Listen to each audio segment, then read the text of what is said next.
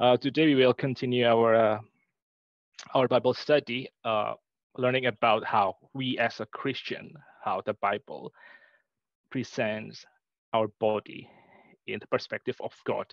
And especially today we will focus on our sex and our gender, and how our sex and gender has been challenged over and over again in this current situation. Before we start, I would invite everyone to once again let us pray and let us ask God's grace so that we can really understand and we can grow. And through this topic, we might be built to appreciate more our bodies, our sexuality, our gender, and also we can accept each other in love. Let us pray. Father in heaven, we are so grateful, Lord, that at this time you have given us the privilege to gather around your word. And especially today, when we will learn about our sexuality and our gender according to your word. And we want to see how both our gender and sexuality have been challenged by our culture. We hope that you would enlighten our mind and our heart so that we can understand what biblical principles we should believe and how we should behave. And by knowing your precepts about our sexuality, we will be equipped better to be a witness in our current situation, in our current context. Thank you, Lord. We do pray that you would once again help every one of us gathering around this session, so that after this session we might be able to appreciate more your gift, and we might be able to share the good news in a better way to people around us. In Jesus' name we pray. Amen. Oke, saudara. Jadi secara khusus hari ini kita akan melihat mengenai topik gender dan seks yang Tuhan sudah berikan di dalam kitab suci, dan bagaimana hal ini akan terus-menerus dipertanyakan oleh dunia kita pada saat ini, khususnya dengan gerakan LGBT dan seterusnya. Nah, sebelumnya saya ingin sama-sama kita melihat satu kutipan dari Saint Augustine, ya, satu kutipan yang sangat baik dan satu kutipan yang saya pikir penting untuk kita perhatikan. Nah, Saint Augustine bilang seperti ini, bahwa from God we have our being and also our well-being. Nah, ini merupakan pengakuan kita sebagai orang Kristen, bahwa keberadaan kita itu dimulai dari diri Allah sendiri. From God we have our being. Akan tetapi bukan hanya itu saja. Fakta bahwa kita dimulai dari tindakan Allah menciptakan, theory of origin, seperti yang minggu lalu kita sudah pelajari, fakta bahwa kita diciptakan oleh Allah itu membawa implikasi secara moral dan juga secara eskatologis, secara tujuan, bahwa semua well-being kita itu hanya bisa didapatkan dari diri Tuhan sendiri. Ya, jadi yang namanya theory of origin itu akan menentukan mengenai ethics, akan menentukan mengenai morality, dan juga akan menentukan mengenai telos, tujuan atau hasil akhir atau final destination tentang siapakah kita. Nah, sekali lagi di dalam dunia ini, maka yang namanya theory of origin itu sudah ditantang. Ya, kalau di dalam kekristenan seperti kata Saint Augustine, kita mengetahui bahwa from God we have our being. Di dalam atheism, maka kita mengenal yang namanya from matter we have our being. Ya, pada waktu kita mendefinisikan diri kita berawal dari matter, maka yang namanya morality itu sudah tentu saja tidak ada lagi, karena yang menjadi absolute reference adalah matter, bukan diri Allah sendiri. Ya, dan tentu saja setelah yang namanya morality tidak ada lagi, maka destination-nya itu juga terserah siapapun yang mendefinisikan morality. Ya. Nah, sebelum kita melihat kepada materi hari ini, saya ingin kita sama-sama sekali lagi juga melihat Roma pasal yang pertama ayat ke-22 sampai ayat yang ke-28. Nah, ini akan menjadi dasar dari renungan kita hari ini. Nah, saya sudah tuliskan di sini, tapi ini bukan catatan verbatim dari apa yang dikatakan oleh Rasul Paulus, hanya sekedar satu summary kecil dari yang dikatakan oleh Paulus, dan itu kita tadi sudah lihat, katakanlah semacam rangkumannya di dalam kalimat Agustinus. Ya, saya bacakan ya. And they exchange the glory of the immortal God. Therefore God gives them up in the lust of their hearts to impurity, to the dishonoring of their bodies among themselves. Because they exchanged the truth about God for a lie, worshipped and served the creature rather than the Creator. For this reason, God gave them to dishonorable passions. Since they did not see fit to acknowledge God, God gave them up to debased mind to do what ought not to be done. Nah, ini adalah kira-kira apa yang dikatakan oleh Rasul Paulus ya, dan ini yang kita sudah lihat semacam rangkumannya di dalam perkataan dari Agustinus tadi. Bahwa ketika orang-orang di kota Roma, di mana Paulus mengirimkan surat itu, mereka sudah mengganti Allah pencipta, Allah yang hidup, dengan segala sesuatu di luar Allah. Pada waktu mereka sudah menggantikan konsep Allah yang benar dan menyembah sesuatu yang lain, maka yang terjadi adalah kemerosotan di dalam kehidupan seksual mereka. Ya, dan ini merupakan dua hal yang saling berkaitan satu sama lain, Bapak Ibu sekalian. Yang namanya idolatry itu akan berakhir di dalam sexual immorality. Mengapa? Karena bagaimanapun juga kita itu diciptakan menurut gambar dan rupa Allah. Dan pada waktu Allah itu kita singkirkan, otomatis ya, destiny kita sebagai manusia itu akan berubah. Sama seperti Adam dan Hawa, mereka menyingkirkan diri Allah dan mereka kemudian jatuh. Demikian juga di dalam Roma pasal yang pertama, itu sebetulnya kita bisa mendengarkan ada semacam echo dari Genesis chapter 3. Ya, menolak diri Allah itu akan membuat manusia itu semakin lama semakin jatuh dan semakin meninggalkan yang namanya dignitas mereka, sebagaimana yang Tuhan sudah rancang. Nah, konsep seperti ini ya, mereka sudah exchange the glory of God. Mereka exchange the truth about God for a lie, for a creature rather than a creator. Itu akan nanti kita lihat bersama-sama menghasilkan kerusakan moral yang luar biasa di dalam seksualitas dan di dalam konsep tentang yang namanya gender. Ya. Oke.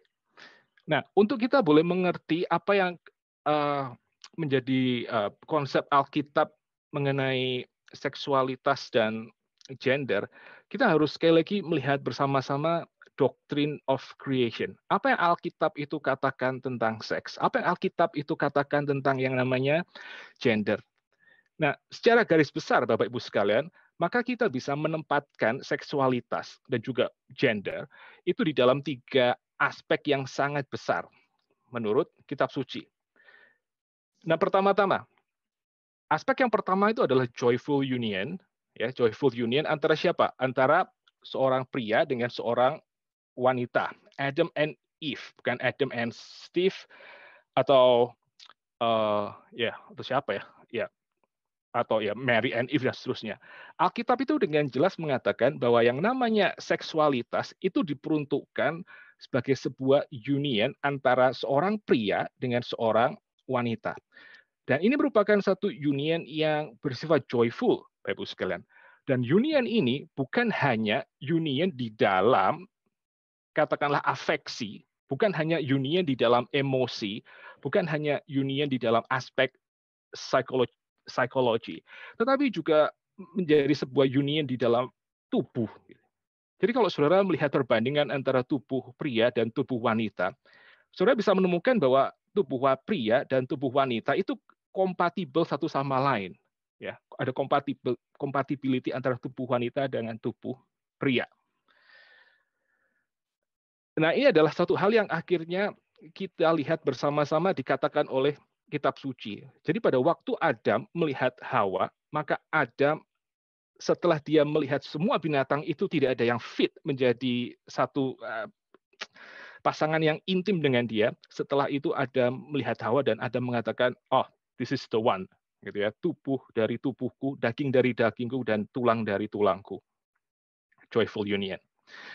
Di dalam Kitab Suci, Bapak Ibu sekalian, yang namanya union antara manusia Adam dan Hawa ini bukan hanya sekedar satu union di dalam aspek sosial, gitu ya. Bukan hanya sekedar satu union supaya Adam itu tidak kesepian di dalam taman. Tapi pada waktu kita melihat bersama-sama, katakanlah di dalam perjanjian lama, di dalam passage-passage yang sangat banyak dalam perjanjian lama, Yesaya atau Yehezkiel, Hosea, kita akhirnya melihat bahwa union antara seorang pria dan seorang wanita ini punya satu makna teologis. Makna apa? Makna sebagai satu gambaran bagaimana Yahweh sendiri itu mengasihi Israel. Ya. Dan itu juga akan kita lihat di dalam perjanjian baru misalnya. Ketika di dalam surat Efesus, maka Paulus mengatakan bahwa cinta kasih antara pria dan wanita, antara suami dan istri, ini menggambarkan cinta kasih antara yang namanya Kristus dengan jemaat. Jadi union Adam dan Hawa itu tidak berdiri untuk kepentingannya sendiri. Union antara Adam dan Hawa di dalam seksualitas mereka itu merupakan cerminan, merupakan sebuah gambaran dari apa yang terjadi antara diri Allah dengan Israel. Dan Allah dan Israel dalam perjanjian lama, itu kita bisa lihat pemenuhannya di dalam diri Kristus dengan gerejanya. Ya, jadi ada semacam paralel antara Yahweh Israel dan Christ and the Church. Lalu kemudian yang kedua, Bapak Ibu sekalian ya, yang kedua, selain yang namanya seks itu digunakan untuk menggambarkan joyful union, perasaan saya yang ada di dalam tentang orang lain yang bukan diri saya itu diekspresikan secara fisik di dalam relasi seksual satu sama lain. Dan di dalam relasi seksual itu saya menikmati joy, saya menikmati recreation. Tapi juga tradisi Kristen itu sangat menekankan yang namanya procreation. Ya, jadi seks yang terjadi, joyful union yang sudah Tuhan berikan kepada seorang pria dan seorang wanita di dalam pernikahan, love yang ada antara pasangan suami istri itu akan menghasilkan yang namanya life gitu. Ya. Jadi joyful union, recreation itu akan menghasilkan yang namanya procreation, akan menghasilkan kehidupan yang baru. Ya. Dan ini merupakan satu hal yang sangat penting ya, istilah procreation. Mengapa Bapak Ibu sekalian? Karena istilah procreation ini merupakan istilah yang tipikal Kristen. Gitu. Kalau di dalam bahasa Alkitab, procreation itu disebut sebagai yang namanya begetting, ya, memperanakkan. Seseorang memperanakkan seseorang. Itu bahasa Alkitab. Lalu di dalam tradisi Kristen, karena kita melihat bersama-sama bahwa kehadiran seorang anak, kehadiran seorang manusia di dalam pernikahan, di dalam janin, ini adalah satu tindakan Allah untuk menciptakan, maka manusia yang terlibat di dalam pernikahan dan kemudian terjadi pembuahan tersebut, manusia itu menjadi agen Allah di dalamnya. Dan mereka mengatakan bahwa tindakan memiliki seorang anak di dalam pernikahan ini adalah tindakan yang disebut sebagai procreation. Kayak semacam satu co-creation dengan diri Allah sendiri yang menciptakan. Tapi kalau sudah bandingkan ya dengan istilah kita hari ini, maka dunia kita itu tidak menggunakan istilah procreation, bukan? Dunia kita menggunakan istilah yang berbeda dari procreation, yaitu apa? Di dalam bahasa kita sehari-hari ya, maka instead of kita menggunakan kata procreation, kita menggunakan kata reproduction. Itu sangat menarik gitu ya. Bahasa kekristenan itu pakai procreation. Pada waktu kita melihat dunia kita semakin bergerak, semakin ke sini, maka bahasa yang dipakai itu bukan lagi bahasa di dalam yang biasa digunakan di dalam tradisi Kristen, tapi lebih menggunakan bahasa yang berawal dari revolusi industri, gitu ya, reproduksi. Jadi reproduksi itu apa? Reproduksi itu mengasumsikan bahwa kita ini adalah mesin. Tubuh kita ini adalah mesin. Lalu kita mereproduce, kita membuat kembali, kita memproduksi ulang sesuatu yang keluar dari tubuh kita. Gitu. Jadi pada waktu kita menggunakan istilah reproduksi, itu sudah mengasumsikan bahwa kita ini loh, kita ini adalah barang. Ya. Kita adalah barang dan kita bukan merupakan sesuatu yang berasal dari tangan Allah. Kita ini adalah barang sebagaimana barang-barang yang lain.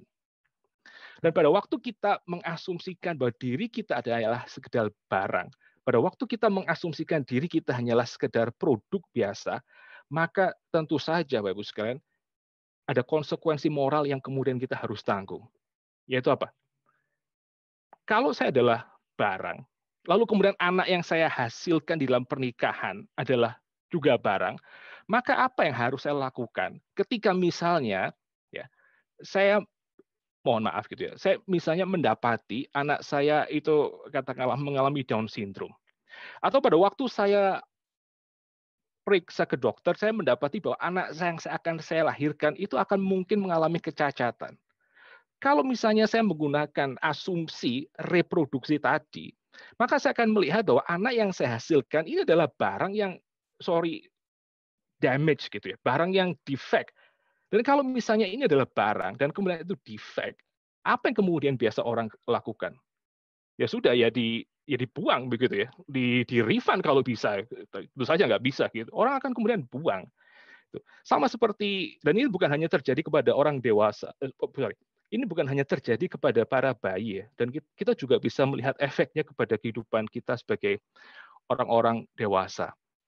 Ya, dunia mendefinisikan kehidupan kita itu di dalam, misalnya ya, kalau dalam dunia kerja ada yang namanya usia produktif dan usia tidak produktif, gitu. Orang-orang antara usia sekian sampai sekian disebut sebagai produktif karena mereka masih bisa produce sesuatu. Mesin tubuh mereka, diri mereka itu masih bisa menghasilkan. Dan setelah lewat satu masa, maka mereka dianggap tidak lagi bisa produktif. Tubuh mereka atau mesin mereka itu sudah dianggap aus, sudah dianggap ya defect, sehingga mereka kemudian harus berhenti. Nah, di dalam kekristenan, Bapak Ibu sekalian, kita tidak menggunakan katakanlah bahasa produktif atau tidak produktif ya. Alkitab itu menggunakan satu kalimat, satu istilah yang lebih baik, menjadi fruitful, ya, menjadi fruitful, berbuah. Gitu. Ya, kalau berbuah itu berarti apa? Kalau yang namanya berbuah itu bisa kemudian seterusnya, selama-lamanya, selama masih Tuhan memberikan hidup di dalam diri kita, maka masih ada kesempatan untuk orang itu bisa kemudian berbuah. Ya, nanti kalau saudara melihat katakanlah di dalam surat Roma, pasal yang ke-16. Ada begitu banyak salam yang dikatakan oleh Rasul Paulus. Dan kalau saudara perhatikan satu persatu salam yang diberikan Rasul Paulus kepada masing-masing nama, saudara akan mendapati bahwa nama-nama tersebut itu ada nama-nama dari para orang-orang yang ya sudah lanjut usia sebetulnya. Ya, orang-orang yang katakanlah di dalam tradisi atau cara pikir modern, mereka sudah tidak lagi produktif.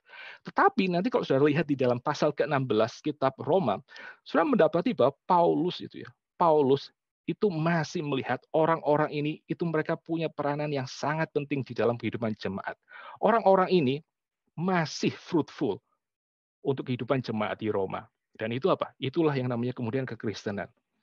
Ya. Nah, sekali lagi ya, di dalam biblical perspektif, maka seks itu bukan hanya sekedar joyful union. Ada aspek rekreasi, ya ada aspek compatibility antara pria dengan wanita. Bukan hanya di dalam jiwa mereka orang tertarik jatuh cinta satu sama lain. Tetapi apa? Tetapi juga di dalam aspek fisikal. Fisik pria dan fisik wanita itu kompatibel satu sama lain. Lalu kemudian yang kedua ada aspek procreation. Rancangan Tuhan itu menghasilkan kehidupan. Ya, ini filsafat Kristen. Yang namanya kekristenan itu akan menghasilkan kehidupan yang baru, kehidupan yang lebih limpah, kehidupan yang lebih fruitful. Kalau sudah sekali lagi nanti bandingkan dengan apa yang diajarkan oleh dunia kita, maka seperti yang kita lihat kemarin ya, di dalam ateisme, maka death itu adalah sesuatu yang tidak terelakkan. Karena tanpa kematian, maka tidak akan ada yang namanya kemajuan. Yaitu totally dua worldview yang berbeda. Ya. Lalu kemudian seks yang ketiga adalah sekali lagi anticipation, seperti yang tadi kita sudah sempat singgung, bahwa seks di dalam kekristenan itu menggambarkan relasi Allah dengan Israel dan juga menggambarkan relasi Kristus dengan jemaat. Ya.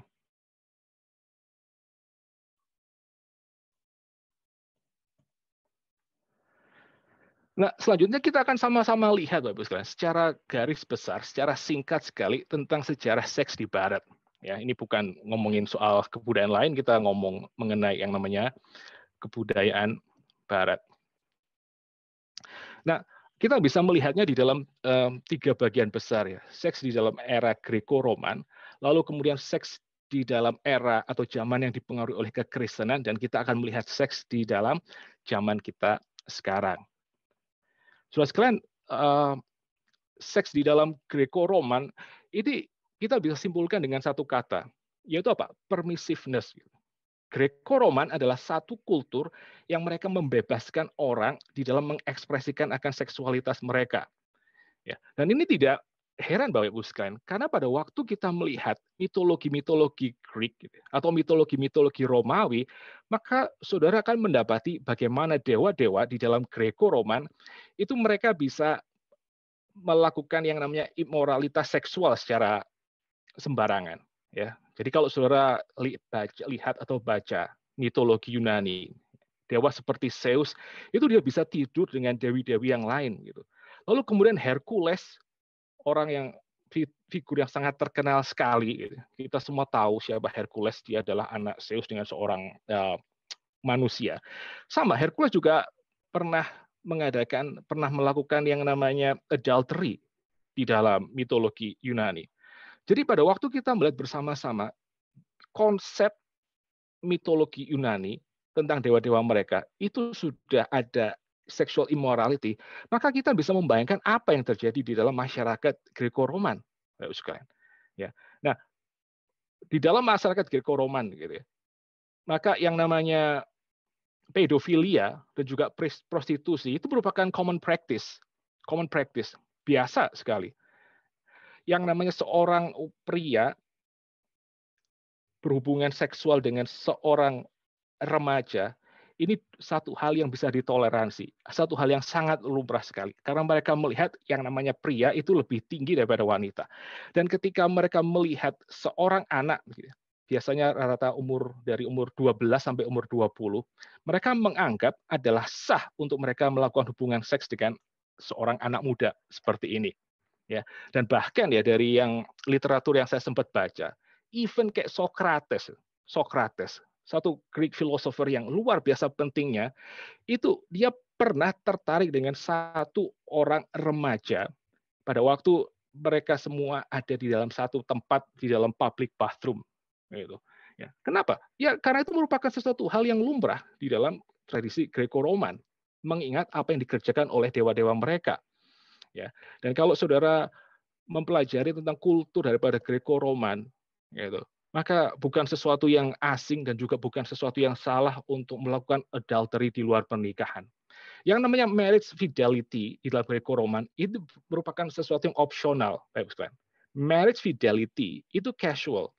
Jadi pada waktu satu orang itu menikah dan ada dalam satu pernikahan, maka adalah tidak salah kalau misalnya seorang suami tersebut akhirnya dia melakukan adultery dengan wanita di luar pernikahan.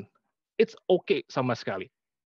Sudah begitu banyak rumah-rumah pelacuran di sekitar kebudayaan Greco-Roman, dan itu no problem untuk orang mengerjakan hal itu. Kalau satu orang menikah lalu kemudian dia ingin misalnya berhubungan seksual dengan budak laki-lakinya, itu juga nggak masalah sama sekali. Ya, nggak bisa masalah sama sekali. Yang namanya pernikahan itu buat apa? Yang namanya pernikahan di dalam budaya Greco-Roman ini merupakan social contract. Biasanya pernikahan itu dirancang hanya untuk melayani kepentingan politik atau kepentingan bisnis atau untuk sekedar ya meneruskan keturunan misalnya, ya meneruskan nama besar supaya ada orang yang meneruskan bisnis atau orang yang meneruskan yang namanya dinasti politik. Tetapi seksualitas itu sendiri ini hal yang berbeda, dan orang di dalam budaya Greco-Roman mereka boleh mengerjakan apapun, ya asal kita adalah orang yang merdeka, kita adalah orang yang adalah citizen Roman Empire, ya status kita citizen dan kita bukan budak, maka kita diperkenankan untuk berhubungan seks dengan budak, untuk berhubungan seks dengan seorang anak, untuk berhubungan seks dengan pelacur, terserah. Ya. Jadi sekali lagi ya, di dalam budaya yang awal, di dalam tradisi Greco-Roman, maka kehidupan seks itu dimengerti sebagai sesuatu yang permisif, sesuatu yang kemudian bebas. Akan tetapi, Bapak sekalian, hal itu berubah pada waktu kekristenan masuk.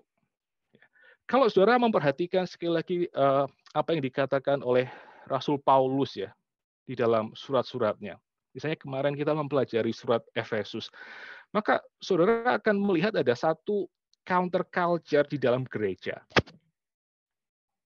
Sekali lagi, kalau saudara masih ingat pembahasan FBS kita yang terakhir tentang kitab Efesus, maka saudara akan melihat pada waktu Paulus itu dia melawan yang namanya Greco-Roman culture, dia mengatakan bahwa penguasa Greco-Roman culture itu bukan kaisar, tapi adalah Yesus Kristus yang sekarang dia bertahta di sorga.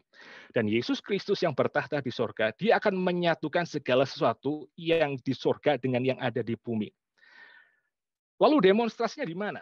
Demonstrasi rekonsiliasi antara sorga dan bumi itu akan kelihatan di dalam local church. Di dalam apa? Di dalam gereja lokal. Ya. Jadi sekali lagi, bahwa Yesus Kristus dia sudah memperdamaikan segala sesuatu, itu akan kelihatan di dalam local church. Akan ada satu moralitas yang baru, akan ada yang namanya kultur yang baru yang diberikan oleh Rasul Paulus. Misalnya apa? Nah, kalau sudah lihat di dalam surat Efesus yang kemarin ya, maka Paulus mengatakan bahwa yang namanya seorang pria itu harus mencintai istrinya. Ya, seorang pria harus mencintai istrinya. Nah, ini merupakan satu benturan dengan Greco-Roman culture. Karena di dalam Greco-Roman culture, maka istri itu kemudian tidak penting. Dan seorang pria itu dia bisa sekali lagi melakukan hubungan seks dengan siapapun saja tanpa dia harus menanggung hukuman legal misalnya. Tetapi kalau sudah lihat di dalam kekristenan ya, Rasul Paulus dia membatasi bahwa seorang suami itu dia harus loyal kepada istrinya dan dia harus mencintai istrinya dan bahkan dia harus meletakkan nyawanya untuk istrinya sama seperti Kristus dengan gereja. Ya, sama seperti Kristus dengan gereja. Nah, saudara tidak bisa temukan referensi itu di dalam Greco-Roman. Tidak mungkin ada satu orang politician atau katakanlah budayawan Greco-Roman yang dia bisa mengatakan bahwa kamu harus setia dengan istrimu karena ada dewa ini yang melakukan seperti itu. Nggak ada contohnya gitu ya. Ya, secara teologi itu tidak memungkinkan untuk orang Greco-Roman seperti itu. Lalu apalagi saudara, pengaruh daripada kekristenan. Kalau sudah melihat tulisan Rasul Paulus ya, tulisan Rasul Paulus, maka sudah akan mendapati bahwa yang namanya seorang laki-laki atau juga seorang wanita dalam hal ini menjaga kesucian itu merupakan satu hal yang sangat penting. Ya, kamu jangan ikut cara dunia dan mencemarkan tubuhmu. Buat kita hari ini yang kita sudah di dalam tradisi Kristen ya, kita dengar itu biasa. Tapi tidak pada zaman itu, Bapak sekalian. Karena apa? Karena di dalam zaman Greco-Roman yang namanya mengikuti sexual desire itu biasa. Ya, bahkan dianggap unnatural waktu orang mengekang yang namanya sexual desire-nya. Unnatural. Di dalam tulisan Rasul Paulus, kita melihat adalah natural, adalah sangat bermoral untuk orang mengekang sexual desire-nya demi untuk dia boleh menyenangkan Tuhan. Begitu. Ya, itu perubahan yang dikerjakan oleh Rasul Paulus. Di dalam surat Efesus sekali lagi misalnya yang kita sudah bahas kemarin, kita menemukan bahwa yang namanya anak-anak itu harus dicintai. Anak-anak itu harus dilindungi. Anak-anak kemudian harus diterima. Di dalam Greco-Roman culture, yang namanya anak-anak itu adalah budak seks. Gitu. Pedofilia itu biasa untuk Greco-Roman culture. Dan ini akan terus berlanjut pada waktu akhirnya kekristenan menjadi agama negara. Soalnya pada waktu ini ya, pada waktu Kaisar Justin gitu, dari kekaisaran Bizantin, dia naik tahta, maka akhirnya di dalam kekristenan baru dimulai ada satu kebijakan politik untuk melarang yang namanya praktek-praktek homoseksual. Ya, lalu yang namanya prostitusi itu tidak lagi diizinkan. Pedofilia tidak lagi kemudian diperbolehkan. Jadi ada satu revolusi seksual yang dikerjakan oleh kekristenan di abad-abad yang awal. Ketika saudara akhirnya masuk ke dalam zaman medieval ya, dalam zaman medieval, maka ada kayak semacam satu pergantian, ada satu peralihan konsep seksual yang terjadi di sana. Yaitu apa? Yang namanya orang yang selibat itu dianggap lebih tinggi ketimbang orang yang menikah. Ini ada satu pergantian lagi di dalam abad pertengahan. Orang yang masuk ke dalam monasteri itu dianggap lebih dekat dengan Tuhan ketimbang orang yang menikah. Ya. Meskipun ada pergantian seperti itu, Bapak sekalian, tetapi kemudian narasi kekristenan tetap sama, bahwa tidak diizinkan ada yang namanya adultery. Adultery bagaimanapun juga untuk orang yang menikah dengan orang yang masuk ke dalam biara, apalagi itu adalah sesuatu yang bersifat sinful kepada diri Tuhan sendiri. Adultery itu bukan merupakan persoalan sosial belaka, tapi adultery ini punya konsekuensi yang vertikal. Orang harus berhadapan dengan murka Tuhan di dalam kekristenan, ya, dan khususnya sekali lagi dalam zaman medieval, celibacy itu dianggap lebih tinggi. Ya. Nah, lalu kemudian ada perubahan lagi di dalam kekristenan. Ketika apa? Ketika reformasi. Nah, reformasi itu bukan hanya menemukan doktrin justification by faith, tapi di dalam reformasi orang juga akhirnya diajak untuk menghargai kehidupan seks sekali lagi. Ya, dan salah satu ikon yang paling penting dalam reformasi adalah Martin Luther. Dia bukan hanya menemukan bahwa kita dibenarkan hanya karena iman saja, tapi Martin Luther juga menjadi orang yang menekankan pentingnya seksualitas dan pentingnya marriage di dalam hidupnya. Ya, Martin Luther akhirnya dia menikah dengan seorang mantan suster yang dia larikan dari monasteri Katolik, gitu ya. Dia menikah dengan Catherine van Bora, dan kalau sudah membaca tulisan-tulisan Luther ya, maka Luther itu berkali-kali dia sangat memuji kehidupan seksual. Dia memuji Catherine, gitu. Dia menikmati hidupnya bersama dengan anak-anaknya. Ya. Sehingga di dalam tradisi reformasi, Bapak sekalian, kita menemukan ada satu penemuan yang penting sekali, yaitu yang namanya kesalehan, yang namanya godliness, itu bukan lagi terletak di dalam biara, tapi karena tradisi reformasi, kita bisa menemukan bahwa yang namanya kesalehan, yang namanya godliness, itu sekarang ada di dalam family. Ya, dari monasteri, oleh Luther, dia bawa ke dalam yang namanya family. Dan tugas seorang ayah adalah bukan hanya dia harus melindungi istrinya, tapi karena godliness itu ada di dalam kehidupan family, maka akhirnya tugas seorang ayah termasuk adalah untuk mengkatekisasi anak-anaknya. Supaya apa? Supaya mereka menjadi orang-orang yang mengenal Tuhan. Ya. Tapi sekali lagi, saudara bisa melihat gitu ya, di dalam zaman Greco-Roman yang permisif soal seksualitas, anything goes, anything goes. Ya. Kita menemukan di dalam kekristenan, maka seksualitas itu apa? Bersifat eksklusif. Seksualitas hanya boleh dikerjakan di dalam ikatan pernikahan. Sexual desire itu bisa dikendalikan. Sexual desire itu tidak bisa dibiarkan liar dan akhirnya merusak orang lain dan juga merusak diri kita dan berdosa kepada Tuhan. Di dalam kekristenan, seksualitas itu akan menghasilkan kehidupan yang baru, menghasilkan anak-anak di mana orang harus baik-baik mendidik anak-anak.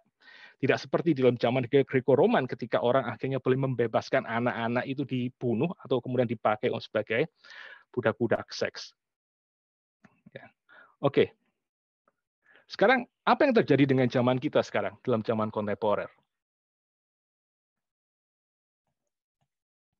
Nah, di dalam zaman kita sekarang, Bapak Ibu sekalian, kita menemukan adanya new morality, gitu ya. Jadi tadi kalau yang namanya Greco-Roman itu mulai dengan permissiveness.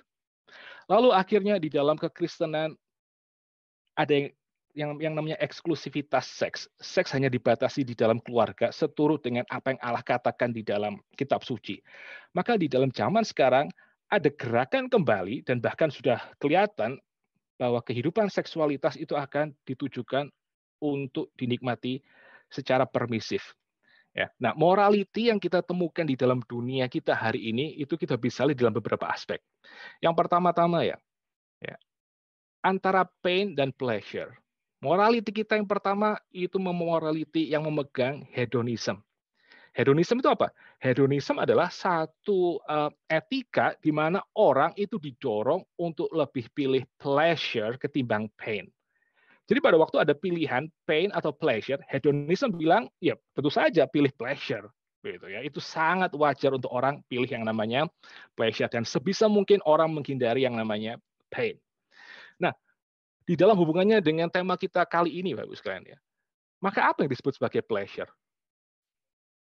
Apa ekspresi daripada pleasure? Ya tentu saja ekspresi daripada pleasure itu adalah ketika saya menemukan bahwa dorongan seksualitas saya itu kemudian dipuaskan. Itu adalah yang namanya pleasure. Ya, jadi orang hari ini ketika akhirnya melihat bahwa moralitas itu ditentukan mana yang enak dan mana yang tidak enak. If it makes you happy, then do it, begitu ya. Asal itu tidak merugikan orang lain. Kalau itu membuat kamu senang, maka lakukan, begitu. Kalau itu membuat kamu happy, then just do it.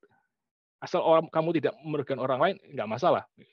Nah, sekali lagi di dalam area seksualitas, maka kita menemukan orang akhirnya diizinkan untuk mengejar apapun yang menjadi pemenuhan seksualnya, itu kemudian harus didapatkan.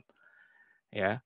Dan malah akhirnya yang namanya membatasi gairah seksual itu dilampiaskan, itu menjadi sesuatu yang bersifat menjadi sesuatu yang bersifat painful, menjadi sesuatu yang bersifat tidak diinginkan lagi, menjadi sesuatu yang bersifat tidak mulia menurut dunia kita hari ini. Lalu selain hedonisme, maka moralitas dunia kita juga dipengaruhi oleh yang namanya postmodernism. Setelah kita dibebaskan bahwa kita boleh dan bahkan harus untuk menjadi happy hari ini di dalam hal apapun, termasuk juga di dalam wilayah seksual, maka postmodernism itu mengajarkan bahwa tidak ada satu kebenaran yang mutlak di dalam dunia. Semua kebenaran itu sesuatu yang adalah konvensi manusia. Semua kebenaran itu merupakan perjanjian di dalam satu kelompok atau ya kesepakatan dalam satu grup. Jadi tidak ada satu kebenaran yang mengikat untuk orang lain yang berada di luar grup itu. Ya. Jadi kita diizinkan untuk bebas menciptakan kebenaran kita sendiri. Setelah kita didorong untuk kita mengejar yang namanya pleasure, sexual pleasure, pokoknya yang paling penting kamu mendapatkan orgasm dalam bentuk apapun juga, maka yang kedua, postmodernisme mengatakan bahwa kamu bisa mendefinisikan, ya, kamu bisa menciptakan model pleasure macam apa yang kemudian kamu inginkan. Dan kalau kita lihat sama-sama nanti dalam seksualitas, maka ini akan menjadi satu ya all health breaks loose gitu ya. Semua boleh akhirnya dikerjakan dan semua akhirnya bisa diterima oleh masyarakat. Mungkin ada yang belum boleh, tapi tinggal tunggu waktu sampai semuanya akhirnya boleh dikerjakan dan juga boleh dibuka. Gitu.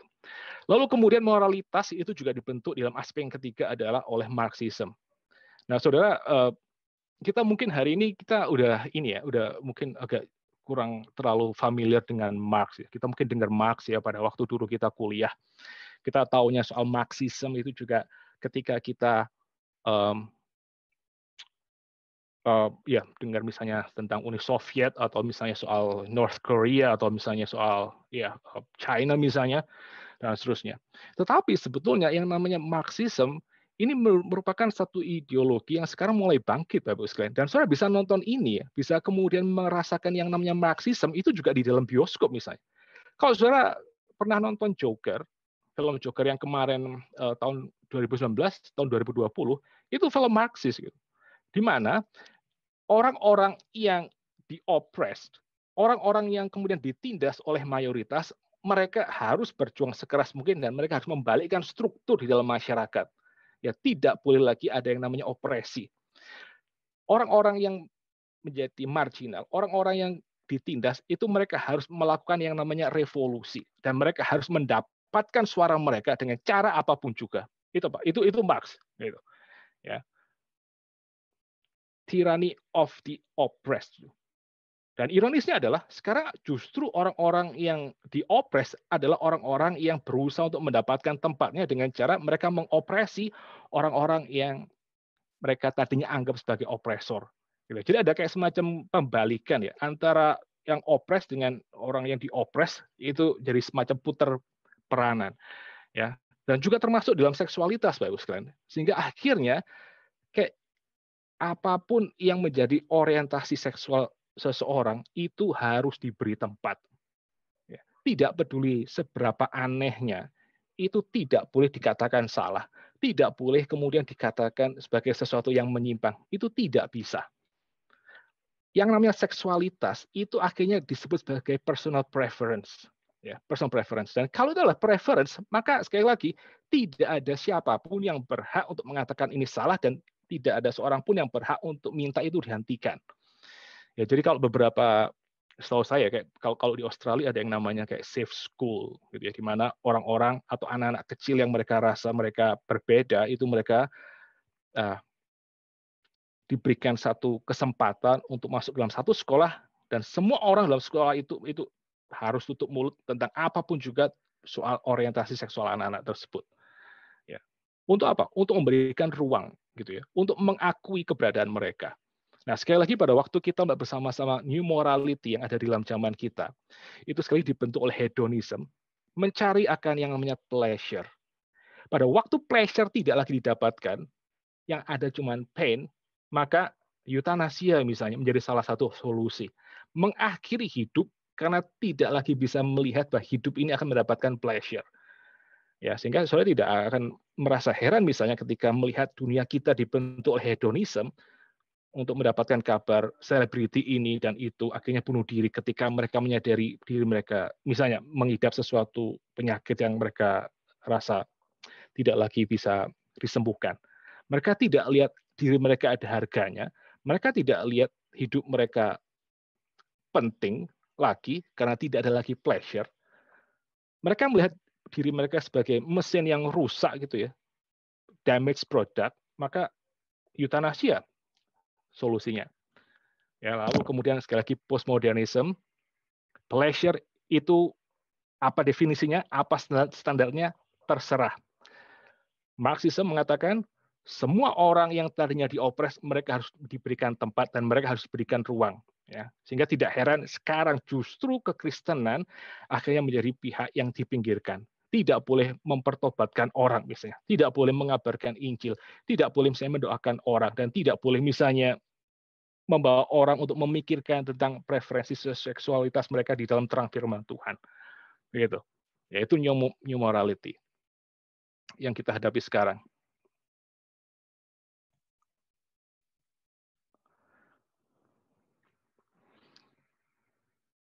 Oke. Nah, sekarang secara khusus ya kita akan melihat tentang problema seks yang kita hadapi hari ini ya. Apa yang menjadi akar atau problem daripada seksualitas kita. Pertama-tama, saudara sekalian ya, di dalam climate yang tadi itu, di dalam new morality yang diajarkan oleh dunia, bahwa kita harus cari yang namanya pleasure, kita harus mendefinisikan truth itu sendiri, dan kita harus menyatakan identitas siapakah kita, dan orang lain harus terima itu. Di dalam climate yang demikian, kita juga bersama-sama menemukan bahwa ada divorce antara self dengan body kita. Ya, kita sudah bahas minggu yang lalu. Ya, yang namanya body ini akhirnya di dalam ateisme hanya dianggap sebagai materi, hanya sebagai produk biasa yang tidak punya nilai apa-apa. Ya, sementara self saya, my consciousness itu hal yang lain. Gitu. Jadi di dalam dunia kita hari ini, gitu ya, maka gambaran manusia ini mirip seperti gambaran ada satu roh yang akhirnya diberikan satu tempat atau satu wadah untuk dia tinggal, dan itu adalah tubuh. Dan sekali lagi celakanya Bapak Ibu sekalian ya, seperti yang kita sudah lihat barusan new morality tadi, maka self kita itu berhak untuk menentukan tubuh kita mau diapakan juga. Ya, tubuh kita mau diapakan itu terserah. Karena apa? Karena dunia kita sudah memisahkan antara self dengan body. Ya. Nah, sudah bandingkan dengan kekristenan ya. Di dalam kekristenan pada pertemuan pertama kita menemukan bahwa kita itu siapa? Image of God itu siapa? Image of God itu adalah embodied soul. Gitu. Jadi tubuh ini adalah bagian dari identitas siapakah kita. Saya tidak bisa kemudian dilepaskan dari tubuh saya. Ya, tubuh saya ini juga merupakan pemberian Tuhan atas diri saya. Jadi saya ini adalah embodied self. Gitu ya. Pada waktu saya mati, mungkin antara tubuh dan jiwa akan berpisah, tapi pada waktu kebangkitan itu akan disatukan lagi. Problem kita hari ini, sudah sekalian, maka yang namanya tubuh dan jiwa itu kemudian dipisah, dan tubuh ini hanya dianggap sebagai satu barang belaka, sebagai satu produk. Dan ketika yang namanya seks diperlakukan di dalam pemisahan tubuh dan jiwa, maka akibatnya seks itu menjadi sesuatu yang impersonal. Ya, jadi impersonal. Ya, kita lihat ya, orang tidur ya, sleep around dengan siapapun, itu nggak masalah begitu. Karena apa? Karena itu merupakan satu tindakan yang hanya soal tubuh belaka. Itu hanya sekedar rekreasional. Hanya sekedar menggunakan tubuh saya untuk kemudian mencari kenikmatan. Ya, dan itu tidak mengganggu apapun yang ada di dalam tubuh itu. Ya, tidak akan mengganggu tentang identitas orang yang tinggal di dalam tubuh itu menurut dunia kita hari ini. Ya. Sehingga kita bisa lihat ya di dalam dunia kita konsep pemisahan antara self dengan body, bahwa body adalah hanya sekedar barang belaka, itu memiliki manifestasinya di dalam apa misalnya? Di dalam yang namanya ya sudah bisa temukan sekarang ada begitu banyak sex toys yang dijual, gitu. Ada begitu banyak sex dolls yang dijual. Karena apa? Karena pada dasarnya seksualitas itu hanya soal tubuh belaka. Mereka bukan lagi berurusan dengan person di belakang tubuh itu. Mereka anggap yang namanya tubuh ini hanya sekedar barang dan saya bisa pakai apapun untuk kenikmatan saya. Gitu, Bapak sekalian. Ya, itu problem di dalam seks kita yang pertama. Lalu kemudian yang berikutnya juga sekali lagi, problem yang kedua di dalam seksualitas kita hari ini ya adalah yang namanya do it yourself gitu. Sekali lagi ya, do it yourself. Kita diizinkan untuk mendefinisikan siapakah kita. Ya, tubuh kita itu kita bisa definisikan dengan cara apapun sesuai dengan selera kita. Ya. Ada satu orang ini ya, Bang, ada satu orang sosiolog yang namanya Peter Reeve. Lalu Peter Reeve ini memiliki satu teori seperti ini. Dia mengatakan bahwa zaman kita hari ini, ya, zaman kita hari ini merupakan satu zaman yang bisa dibagi di dalam beberapa tahap. Kehidupan sejarah manusia itu bisa dibagi dalam beberapa tahap. Yang pertama-tama, saudara sekalian, ya, yang pertama-tama, menurut Peter Reeve, maka sejarah awal itu adalah sejarah mengenai kehidupan publik. Manusia adalah manusia yang bersifat politis, kata Peter Reeve. Maksudnya apa? Manusia di dalam zaman ketika misalnya kayak Greco-Roman sekali lagi itu ya, orang hidup, maka kehidupan manusia itu senternya di dalam tempat publik. Orang berdebat tentang ide politik, orang berdebat di dalam pasar, orang berdebat di dalam arena publik untuk mereka mencari yang namanya kebenaran. Ya, kata Peter Reeve. Tapi semakin lama semakin ke sini, maka terjadi perubahan. Setelah yang namanya orang itu adalah makhluk politik, maka perkembangan yang berikutnya, yang namanya manusia itu adalah makhluk ekonomi, gitu. Ya, jadi kalau yang pertama orang adalah makhluk politik, orang boleh kemudian berkumpul di dalam satu tempat publik dan mereka mendefinisikan apa itu yang namanya public life, bagaimana menguasai dan mensejahterakan yang namanya polis. Maka ketika orang masuk ke dalam tahap yang kedua, perkembangan sejarah yang kedua, orang adalah makhluk ekonomi, maka fokusnya itu berganti bukan kepada tempat publik, tapi kepada yang namanya factory, kepada yang namanya kantor, kepada yang namanya aktivitas ekonomi. Ya, orang didefinisikan kepada apa yang kemudian dia hasilkan. Orang didefinisikan kepada apa yang kemudian namanya dia kerjakan. Ya. Tapi itu bukan segala sesuatunya, Bapak Ibu sekalian. Nah, Peter Reeve akhirnya mengeluarkan satu teori seperti ini. Di dalam zaman kita hari ini, maka dari yang namanya orang sebagai political self, lalu orang menjadi yang namanya economic self, maka yang kemudian sekarang terjadi orang menjadi yang namanya psychological self. Orang menjadi yang namanya psychological man. Terserah kita bisa mendefinisikan apapun juga tentang diri kita. Ya. Dan kemudian sekali lagi masalah di dalam seksualitas kita hari ini berkenaan dengan yang namanya teknologi. Ketika internet sudah semakin merajalela, maka kita bisa mendapati bahwa apapun soal seksualitas itu bisa kita temukan di dalam internet. Yang namanya image tentang tubuh itu kita bisa kemudian dapatkan melalui handphone, melalui internet, dan melalui screen kita. Begitu. Ya. Dan semakin lama teologi kemudian semakin berkembang, maka Bapak Ibu sekalian, yang namanya seksualitas, yang namanya tubuh, itu tidak lagi menjadi sesuatu yang sakral, tapi kemudian menjadi semacam satu komoditi.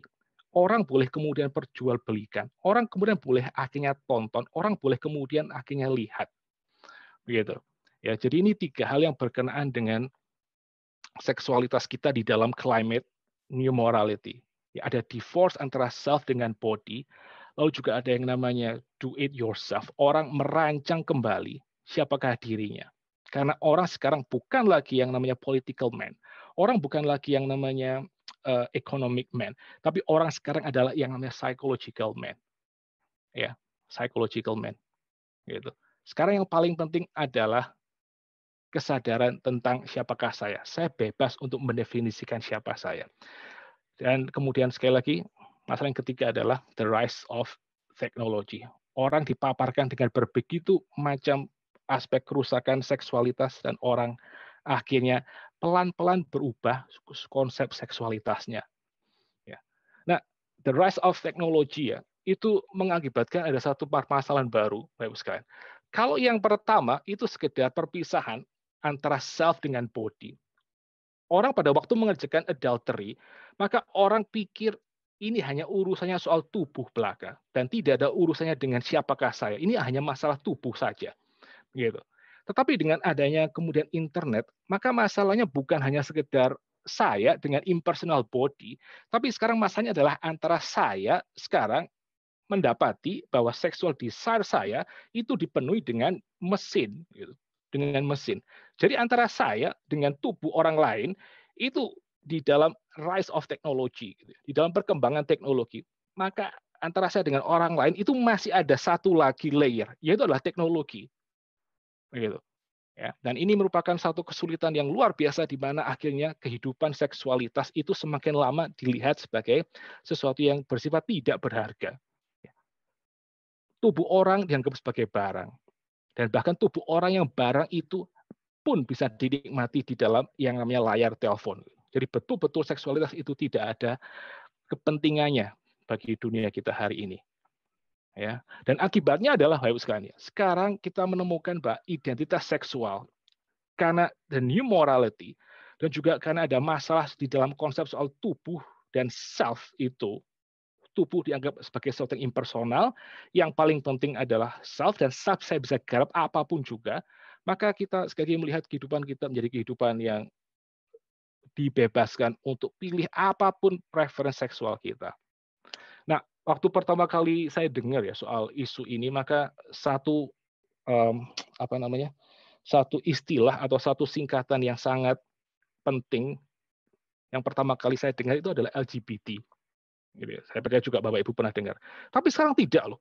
Sekarang LGBT itu bukan lagi menjadi istilah yang baku, tapi sudah semakin lama semakin berkembang. Karena apa? Karena identitas seksual seseorang mereka boleh pilih dan orang sekarang diwajibkan untuk terima apapun yang mereka ajukan begitu. Sekarang ada istilah yang namanya LGBTIQA+. Luar biasa panjangnya ya. Pertama apa? Pertama adalah lesbianism, lalu kemudian gay, bisexual, transgender, lalu intersex, and queer, aseksual, dan terakhir adalah plus. Plus ini apa, Bapak Ibu? Plus ini. Plus ini berarti apapun juga masih bisa ditambahkan. Plus ini berarti yang namanya gender saya itu bersifat terbuka. Orang boleh pilih apapun mengenai gender saya. Gitu ya. Orang boleh kemudian pilih apapun yang menjadi preferensi seksual mereka, terserah plus. Nah, kalau saudara lihat bersama-sama di sini gitu ya. LGBTIQA+, lesbian, gay, bisexual, transgender, intersex, queer, aseksual, maka sebetulnya kita bisa menemukan ada beberapa kategori yang belum masuk. Gitu ya. Misalnya apa? Ya, sekarang gimana kalau misalnya orang mau ini ya, mau pilih preferensi seksualnya adalah nekrofilia. Nekrofilia itu adalah satu hubungan seks yang dikerjakan antara satu orang hidup dengan satu orang, bukan satu orang, dengan dengan orang yang sudah mati, dengan mayat sebetulnya. Boleh nggak masuk? Kalau saudara lihat new morality yang tadi, hedonism, postmodernism, dan marxism, maka mungkin tinggal tunggu waktu untuk kemudian itu masuk, Bapak Ibu sekalian. Ya, karena di dalam ateisme itu kemudian kita semua adalah matter, kita semua adalah materi, maka tidak ada esensi yang bisa memisahkan gitu antara saya ya dengan apa? Dengan tubuh orang lain meskipun orang itu mati. Tidak ada moralitas yang bisa membatasi saya. Tidak ada satupun yang sebetulnya boleh mengatakan kepada saya untuk tidak melakukan hubungan seksual dengan mayat. Nekrofilia. Lalu apa lagi misalnya? Bestiality misalnya gitu, berhubungan seksual dengan binatang. Di dalam new morality tidak ada alasan apapun yang membuat saya harus menghentikan preferensi saya atau aktivitas seksual saya, bahkan mengerjakan hubungan seksual dengan binatang. Karena sekali lagi di dalam ateisme, Bapak sekalian, di dalam ateisme, maka apa yang bisa kemudian menjadi pembeda esensial antara manusia dengan binatang? Enggak ada, semuanya matter gitu. Semuanya matter, semuanya adalah kebetulan, semuanya adalah chaos, dan semuanya adalah yang namanya ya chance. Ya, semuanya adalah chance. Jadi nggak ada bedanya antara saya dengan binatang yang esensial. Apalagi misalnya pedofilia misalnya. Pedofilia. Sekarang kita dengar ada begitu banyak orang-orang yang mereka ini ya, pedofilia itu masih belum diakui dan juga masih belum diizinkan.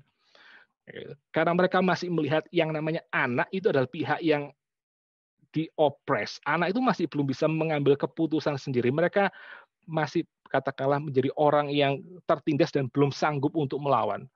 Gitu. Ya. Tapi kalau saudara melihat ya, new morality seperti tadi, maka apakah tidak tunggu waktu untuk kemudian itu akhirnya juga diakui? Apa yang namanya plus itu tadi? Apa yang namanya plus? Terakhir sebelum saya ini ya, taruh ini semua di dalam presentasi, saya sempat iseng-iseng search satu informasi lagi soal perkembangan daripada identitas seksual, ya, perkembangan daripada yang namanya gender. Maka, waduh, ada satu lagi singkatan yang luar biasa panjangnya, Bapak sekalian. Saya perhatikan ya sekarang. Sekarang bukan lagi LGBTQIA+, tapi sekarang sudah ada ini, LGBTQQIP2SAA. Lesbian, gay, bisexual, transgender, queer, questioning, intersex, pansexual, two spirits, androgynous, and asexual.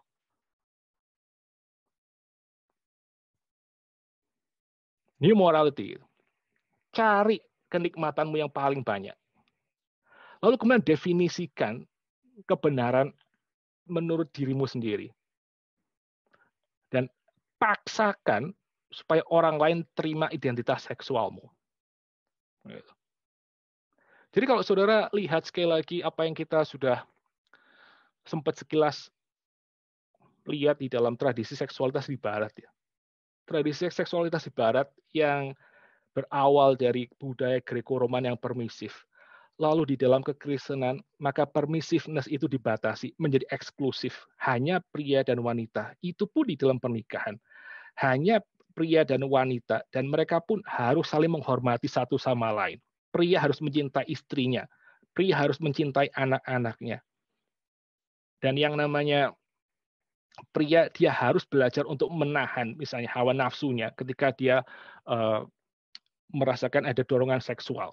Tidak bisa dilempiaskan begitu saja. Yang namanya seksualitas yang menyimpang, nah yang namanya seksualitas yang katakanlah dilakukan di luar konteks pernikahan, itu urusannya dengan Allah sendiri. Urusannya dengan dewanya orang Kristen sendiri. Seperti itu. Ya. Nah, sekarang di dalam zaman kita yang kontemporer ini, maka ada kayak semacam satu gerakan balik untuk menjadikan seksualitas sebagai sesuatu yang bersifat permisif, sebagai sesuatu yang terbuka. Dan masyarakat semakin lama boleh semakin akhirnya menerima ada kehadiran preferensi seksualitas yang berbeda di tengah-tengah mereka, dan mereka tidak diizinkan untuk misalnya mengerjakan satu pendidikan yang berbeda. Mereka tidak diizinkan untuk melakukan satu mengeluarkan pendapat yang berbeda di ruang publik, dan mereka tidak diizinkan untuk keberatan akan seksualitas yang berbeda di dalam tempat di mana mereka tinggal. Ya, karena pada waktu mereka membuat itu semua terjadi, pada waktu mereka misalnya memproklamirkan soal pandangan Kristenan, soal seks dan segala macam, maka orang dunia itu akan melihat ini sebagai satu tindakan yang bersifat melawan daripada moralitas yang terjadi sekarang. Kekristenan akhirnya dianggap sebagai sesuatu yang painful. Kekristenan akhirnya dianggap sebagai sesuatu yang bersifat bigot, kaku, tidak bisa menerima ada kebenaran di luar dirinya sendiri. Kekristenan kemudian disebut sebagai pandangan yang bersifat opresif, painful, lalu bigot, dan juga opresif. Tidak boleh ada di dalam ruang publik. Gitu. Ya. Jadi semakin lama ya, apa yang terjadi dengan dunia kita itu kembali lagi seperti apa yang kemudian terjadi dalam zaman Greco-Roman. Kehidupan seks itu menjadi semakin lama menjadi semakin permisif. Orang boleh pilih identitas seksualnya, gender, berlawan dengan apapun yang dikatakan oleh tubuh biologisnya.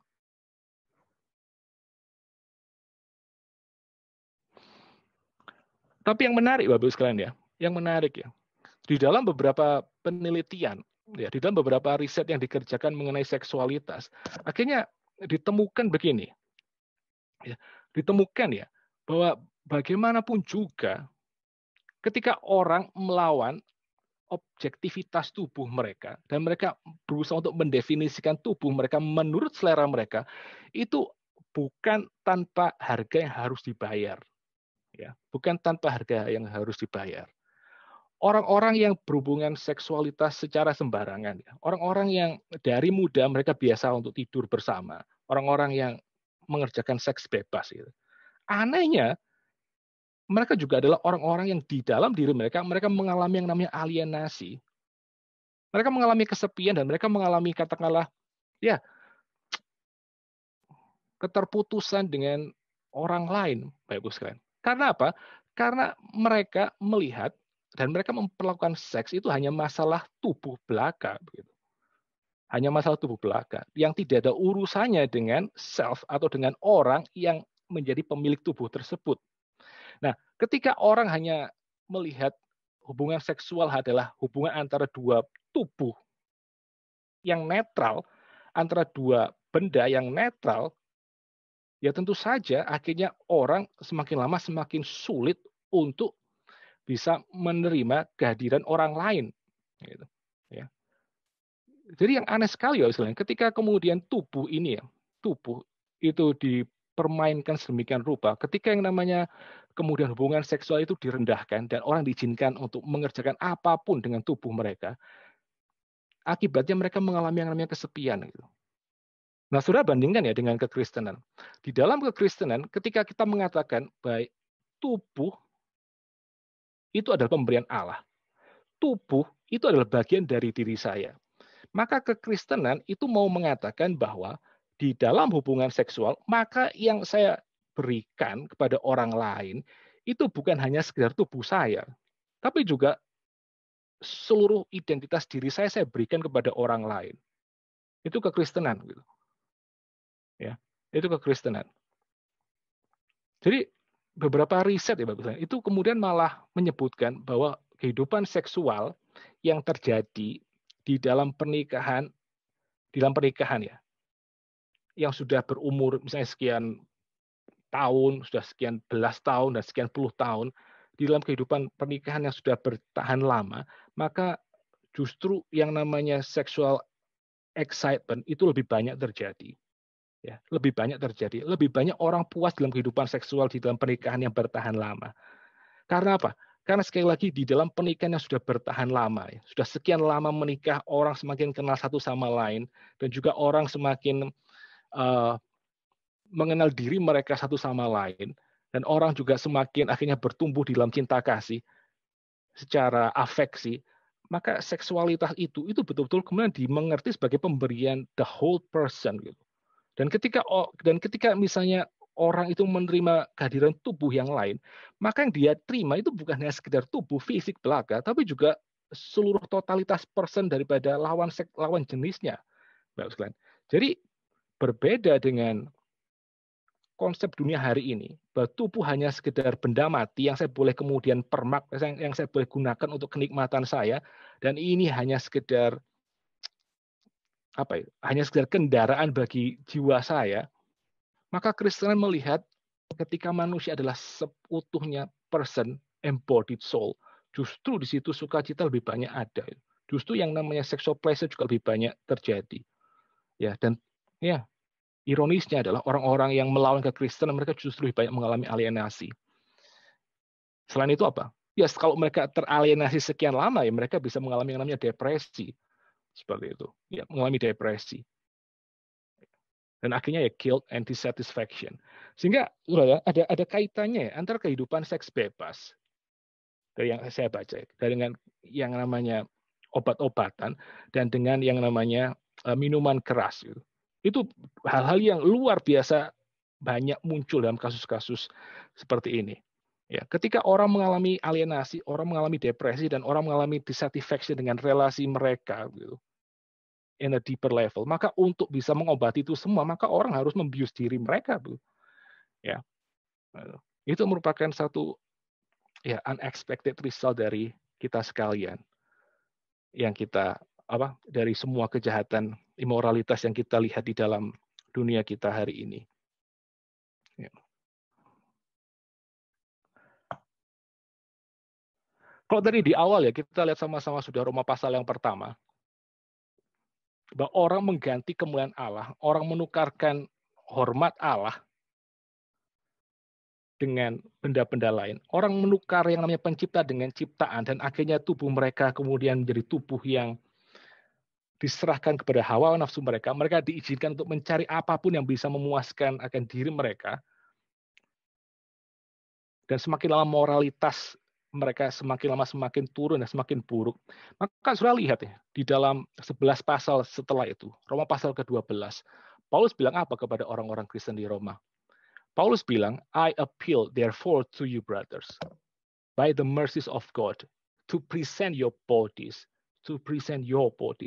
as a living sacrifice, holy and acceptable to God, which is your spiritual worship. Kalau di dalam pasal Roma pasal yang pertama ya, Paulus mengatakan bahwa orang-orang yang tidak mengenal arah, mereka yang sudah mengalami yang namanya penolakan akan diri Tuhan, mereka yang sudah akhirnya menukar pencipta dengan ciptaan, mereka yang sudah mengerjakan idolatry, itu mereka semakin lama semakin bobrok di dalam moralitas. Sekarang coba saudara lihat itu. Roma pasal 12, di situ Rasul Paulus mengatakan, sekarang ya, karena kemuliaan Allah, kamu memberikan tubuhmu sebagai persembahan yang hidup kepada Tuhan.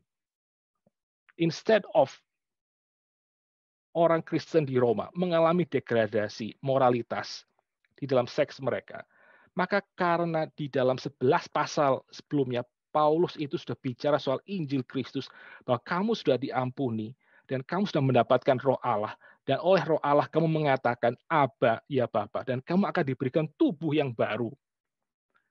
Maka sekarang di dalam Roma pasal ke-12, Paulus bisa mengatakan, sekarang kamu persembahkan tubuhmu sebagai persembahan yang hidup kepada Tuhan. Dan itu adalah ibadahmu yang sejati.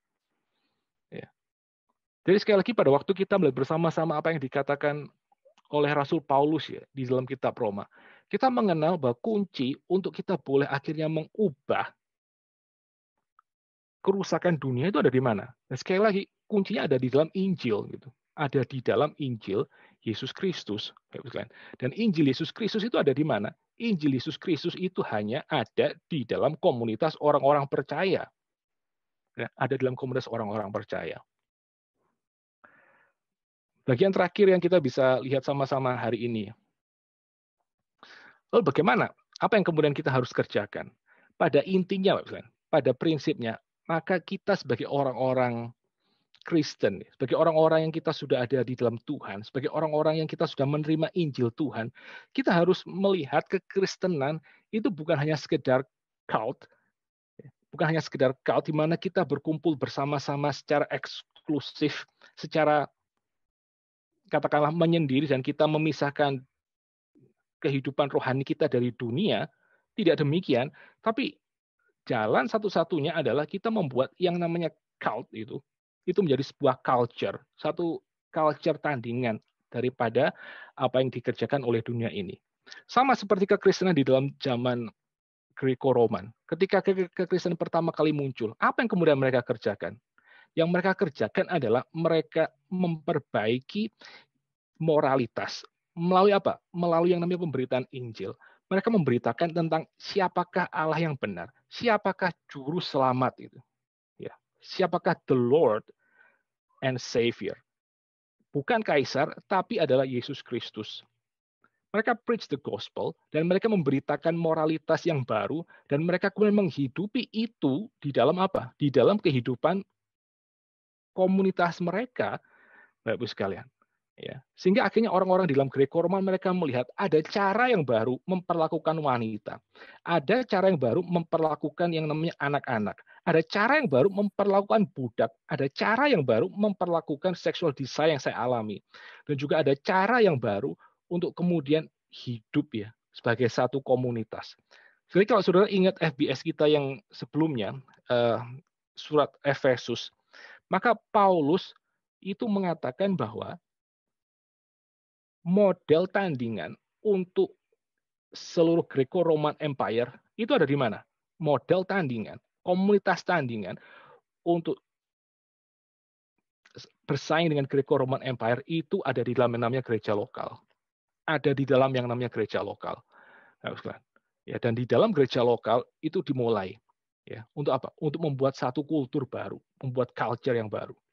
Nah, kalau saudara tahu itu ikan salmon. Ikan salmon itu pada waktu dia lahir di dalam satu tempat, maka setelah dia besar, maka ikan salmon akan pergi ke tempat-tempat yang lain. Sampai kapan? Sampai ada waktu di mana dia harus akhirnya bertelur. Ya, dan pada waktu dia bertelur, dia harus kembali pulang menempuh sekian ratus mil untuk masuk ke dalam tempat di mana dia dilahirkan. Ya. Dan seringkali Bapak sekalian pada waktu ikan-ikan salmon itu kemudian mereka harus harus kembali ke sungai di mana mereka dilahirkan. Mereka harus melawan arus untuk lompat ke sungai tersebut. Dan seringkali di sana ada siapa? Ada beruang yang menunggu gitu ya. Dan kemudian beruang itu tangkap semua salmon yang dia bisa tangkap untuk dimakan. Tapi yang menarik ya, pertanyaan ini ya, dari mana ya salmon-salmon tadi itu mereka bisa ada kekuatan untuk mereka melawan arus air terjun atau apa untuk mereka lompat menuju sungai di mana mereka dilahirkan. Ikan-ikan salmon tadi itu mereka melawan arus semua pada waktu mereka mau lompat ke dalam sungai dan kembali ke tempat asal di mana mereka dilahirkan. Dari mana mereka punya kekuatan seperti itu? Apa menjadi strategi mereka? Nah, kalau sudah lihat itu kayak video-video ikan salmon di YouTube, maka sudah akan menemukan bahwa tidak ada ikan salmon yang melompat sendirian. Ikan salmon itu melompat bersama-sama sebagai satu komunitas. Mengapa? Karena pada waktu satu ikan salmon lompat yang pertama, maka ikan salmon yang melompat itu akan menciptakan kayak semacam satu ruang di belakangnya yang bisa diikuti oleh ikan salmon yang kedua. Dan seterusnya, dan seterusnya. Jadi yang dikerjakan oleh komunitas ikan salmon itu mereka ngapain sih? Mereka menciptakan yang namanya arus tandingan sebagai sebuah komunitas untuk melawan derasnya aliran air yang berusaha untuk membuat mereka hanyut. Dan itu sekali lagi hanya bisa dikerjakan, hanya bisa mungkin terjadi ketika itu dilakukan bersama-sama. Mereka melompat bersama-sama. Ada ikan yang melompat dan ikut oleh ikan yang lain di belakangnya. Ikan yang di depannya mungkin mati, tapi ikan yang berikutnya mungkin akan ada kesempatan untuk kembali ke tempat asal dan terus akhirnya berkembang. Ya. Dan itu yang kemudian kita harus sekali lagi kerjakan, Bapak Ibu sekalian ya. Pada waktu kita melihat dunia kita seperti ini ya. Seksualitas sudah didefinisikan sedemikian bebas. Tubuh sudah dipisahkan dari person. Ya. Tubuh saya bisa kerjakan apapun juga kepadanya berdasarkan selera saya. Maka bagaimana kita bisa melawannya? Kita cuma bisa melawannya kalau kita tinggal bersama sebagai satu komunitas tandingan. Kita melompat bersama-sama seperti yang kita tadi sudah dengar. From cult to culture. Ada beberapa hal sekali lagi ya. Kekristenan itu harus kembali menekankan objectivity of the body. Objectivity of the body. Pada waktu orang kebingungan sebetulnya dia ini siapa secara gender. Secara gender itu dia siapa. Maka cara satu-satunya untuk tahu identitas seksualnya, kesadaran seksualitasnya, gendernya itu apa, itu adalah melihat kepada yang namanya tubuh. Kalau tubuh adalah laki-laki, maka orang harus belajar untuk menghidupi gendernya sebagai laki-laki. Kalau tubuh adalah wanita, maka orang harus belajar untuk menghidupi gendernya secara feminin. Jadi maskulinitas dan feminitas ya, gender, kesadaran seksual itu mengikuti tubuh fisik yang bersifat objektif. Itu kekristenan. Tapi new morality hari ini mengatakan bahwa no, tubuh objektif yang fisik itu yang kemudian harus mengikuti selera saya. Harus yang mengikuti subjektivitas dan desire saya. Di dalam kekristenan, karena kita mengerti bahwa Tuhan itu yang menciptakan segala sesuatu dan ciptaannya itu adalah baik, bahkan sangat baik, maka ketika orang mengalami gender dysphoria, mengalami gender confusion, dia cukup untuk melihat tubuhnya mengatakan apa, and that's it. Ya. Jadi sekali lagi, apa yang harus kita kerjakan bersama sebagai satu komunitas ya? Kita harus kemudian menekankan pentingnya objectivity daripada tubuh dan kesatuannya dengan apa? Kesatuannya dengan self, kesatuannya dengan person. Ya, kesatuan dengan person. Dan ini saya pikir juga relevan untuk kita sekarang yang ada di dalam kondisi lockdown, gitu ya. Pada waktu kita dalam lockdown seperti ini, kita hanya bisa memberikan,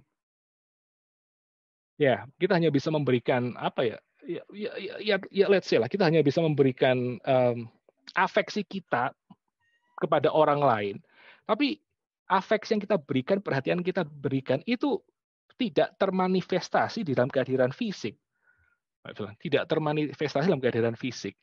Gitu. Dan itu sebetulnya merugikan buat kita sebagai komunitas orang Kristen.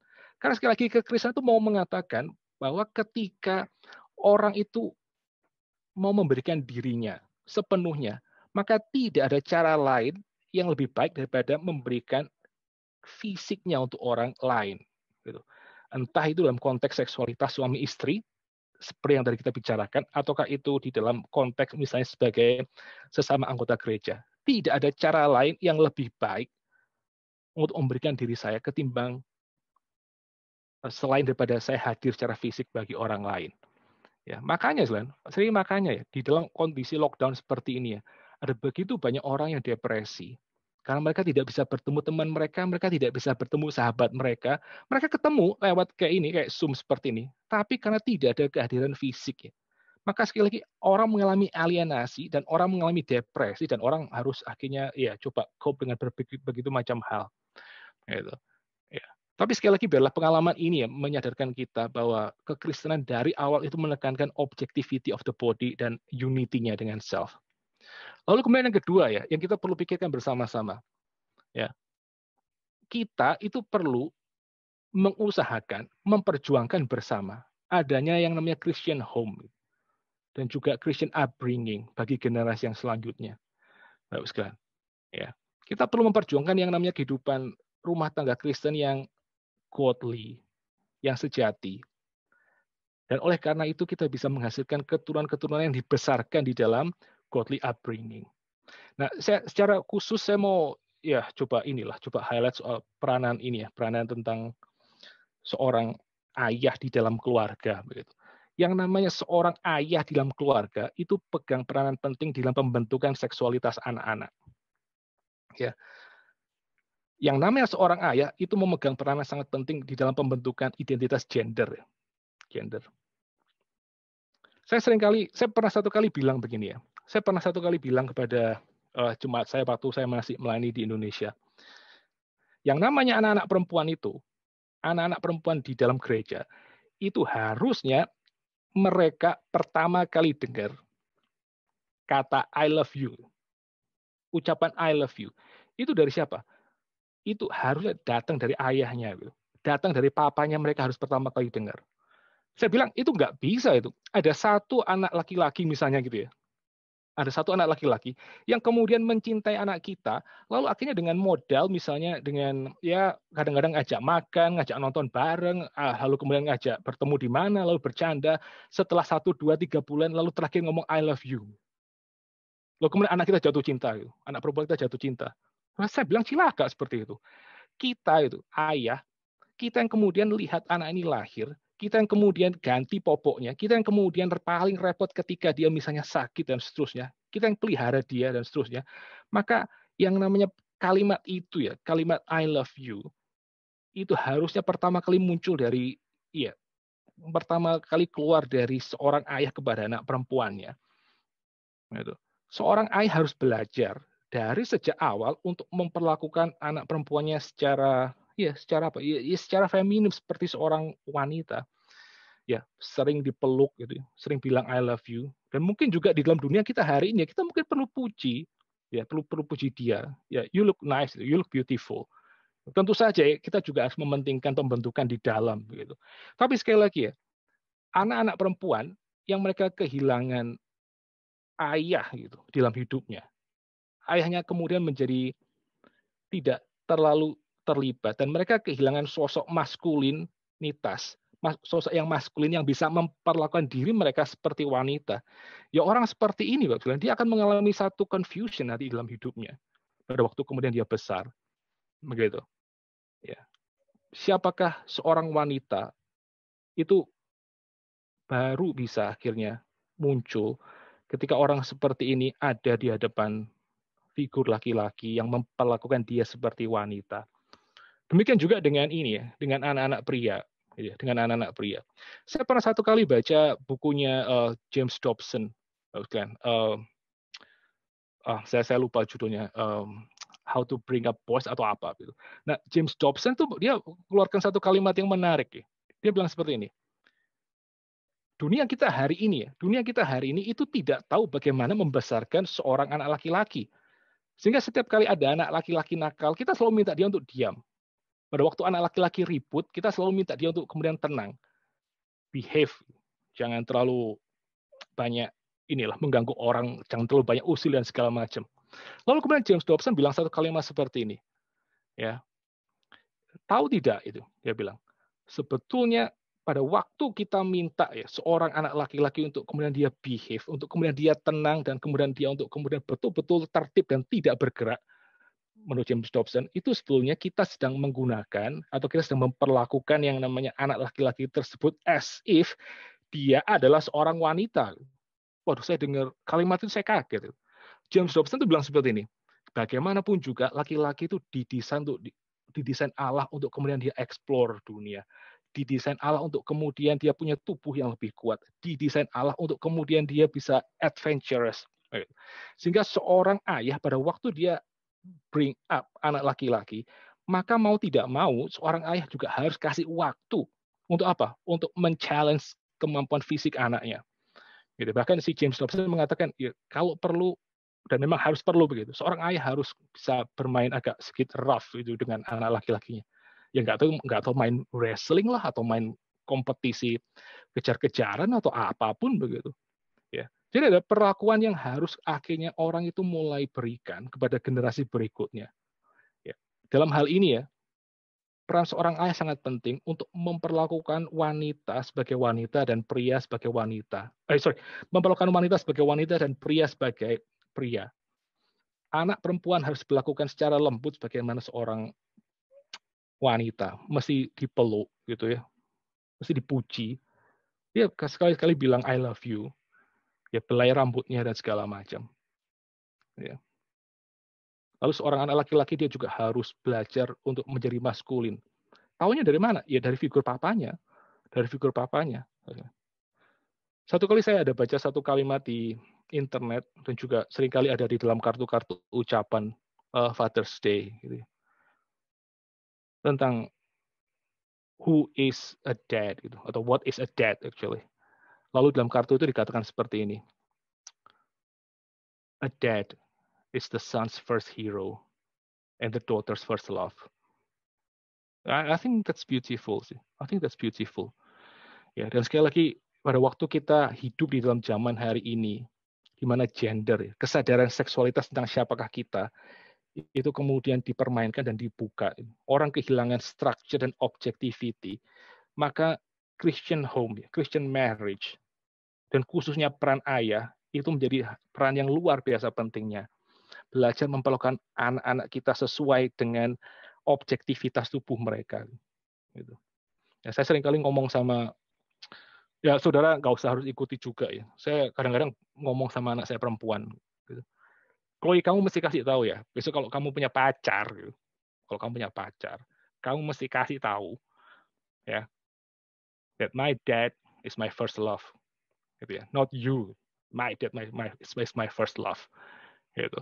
Ya, dia just kidding, saudara. Dia juga nggak harus ngomong itu sama orang lain begitu. Tapi saya mau pastikan kepada dia bahwa ya saya mencintai dia begitu, dan saya memperlakukan dia dengan baik. Pada waktu dia masih kecil, lalu kemudian saya mandikan gitu.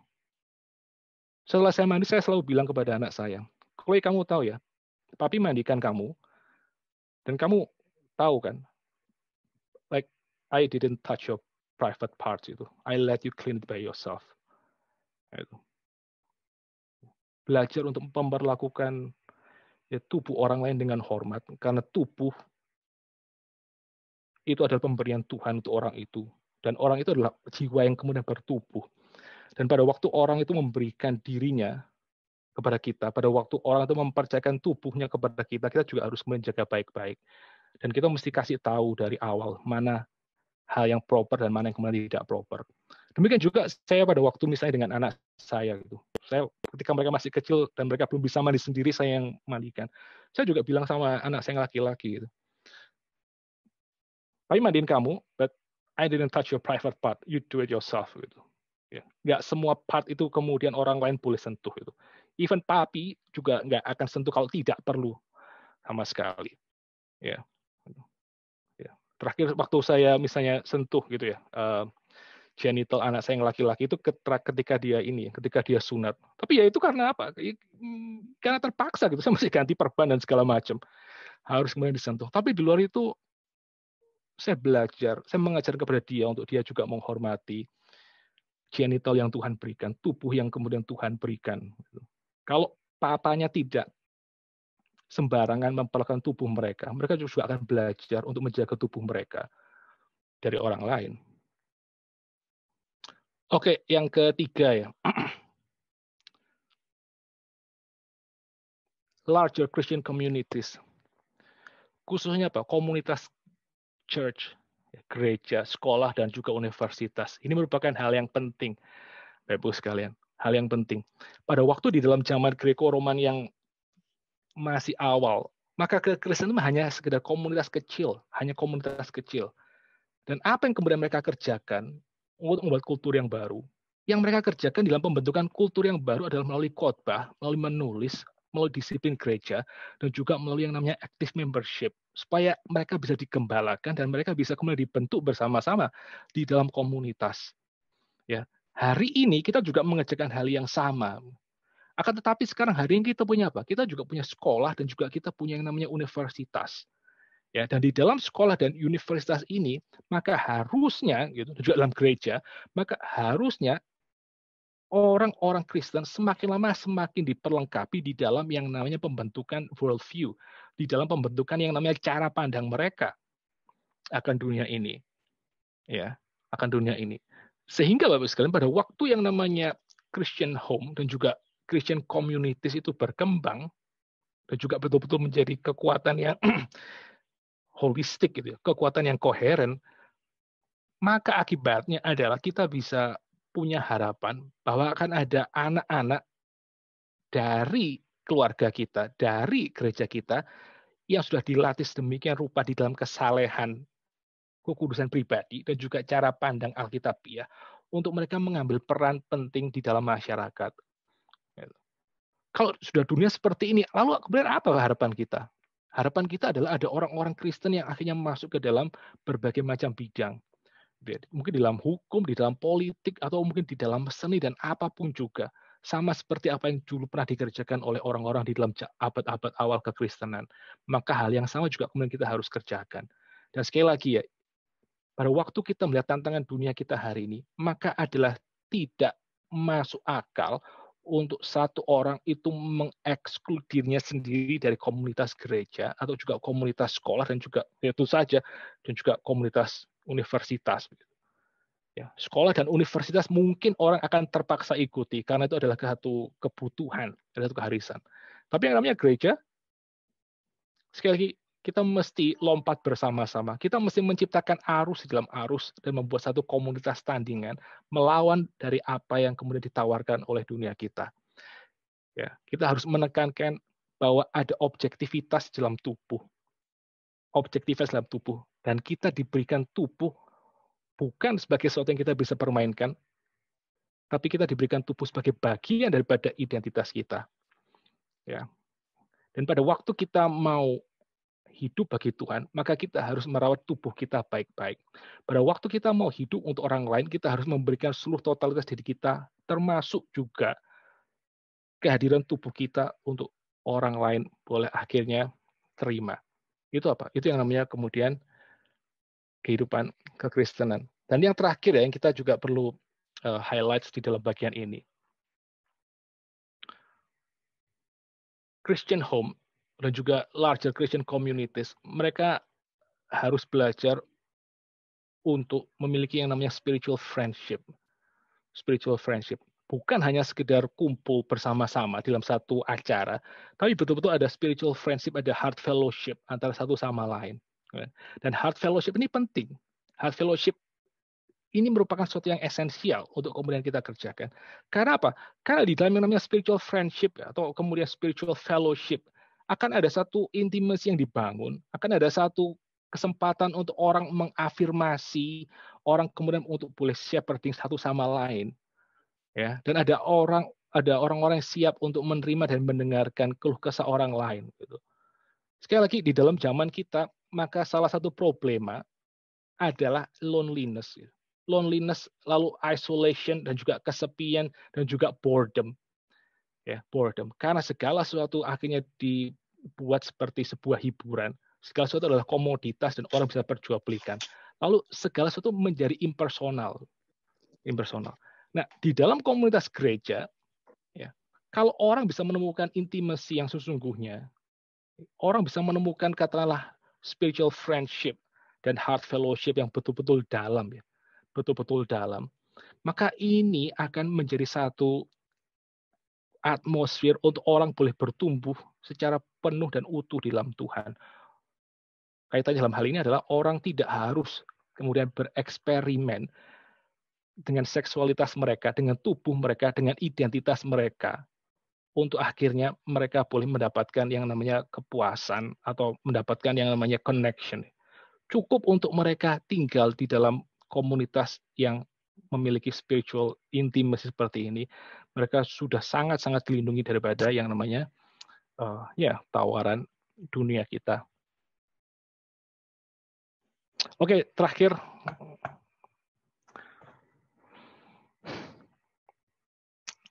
satu lagu dari Martin Luther.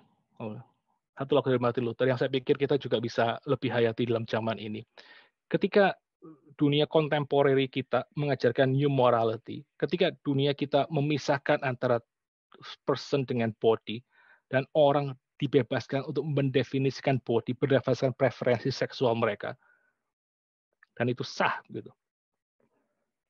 Kita dipanggil untuk menjadi komunitas yang bukan bersembunyi, tapi kita dipanggil sekali lagi untuk menjadi garam dan terang di dalam dunia ini.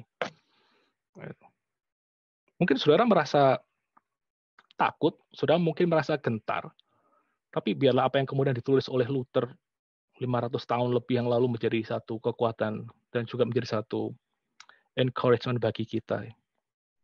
The Prince of Darkness scream, we tremble not for him. His rage we can endure. For lo, his doom is sure. One little word can fell him. 500 tahun yang lalu Martin Luther sudah menulis ini. Pada waktu dia sendirian menghadapi apa yang kemudian diberikan oleh dunia. Semua tantangan yang kemudian ada dalam hidup Martin Luther, dia tahu dia bisa dia bisa hadapi dengan kebenaran pada firman Tuhan. Dan saya pikir kita juga bisa mengatakan dengan confident yang sama. Ya. One little word can fail him. Oke, sampai sini ada pertanyaan? Ya, Tuhan ciptain dua gender ya, laki-laki perempuan ya. Tapi sekarang di Facebook itu ada 58 gender yang kita bisa pilih gitu. Klasifikasinya. Saya terakhir temu 72. 72 ya udah ya. Oke. Saya terakhir prepare untuk ini ada 72 itu genders. sekarang ya. Oke. Ya, udah banyak banget, itu kompleks sekali ya, 72 gitu. Dan kita ini kan tinggal sekarang di so-called ya Western country. New Zealand itu salah satu yang yang legalized gay marriage juga gitu ya. Jadi mereka tuh sangat sangat mendukung sekali lah ya hal-hal seperti ini gitu. Maksudnya saya sih mau share ini aja. Waktu lagi saya minggu lalu saya ada training gitu di kantor gitu mengenai ethics and moral gitu. Salah satu topiknya itu adalah mengenai toleransi gitu, toleransi antar umat beragama, tapi juga antara different types of genders gitu. Jadi ya kalau toleransi umat beragama kita yang dari Indonesia mungkin udah ngerti gitu ya. Ya mungkin Iya. ya misalkan lagi puasa ya jadi harus lebih toleransi gitu. Tapi ada satu lagi nih yang mungkin yang buat saya ini menurut saya hal yang baru gitu karena saya nggak pernah kerja di American company sebelumnya gitu. Ya mereka mau kita juga tolerate orang-orang yang misalkan contoh mereka dia kasih contoh gitu orang-orang yang aseksual mereka maunya dipanggilnya dengan they atau them atau ya they them atau their gitu ya. Jadi dia nggak Iya, mau iya. dipanggil he atau she gitu ya. Nah, Iya. dan kita harus menghargai mereka gitu. Kita harus apresiasi mereka punya view dan kita harus Hmm. panggil itu gitu. Kalau misalkan kita nggak mau gitu ya, misalkan kita tetap panggil mereka dengan menurut kita dia bentuknya laki-laki gitu ya, atau perempuan gitu ya. Nah, dia itu punya hak untuk mereport kita gitu ke HR. Hmm. Oke, jadi kita yang di dalam posisi yang akan dipersekusi gitu.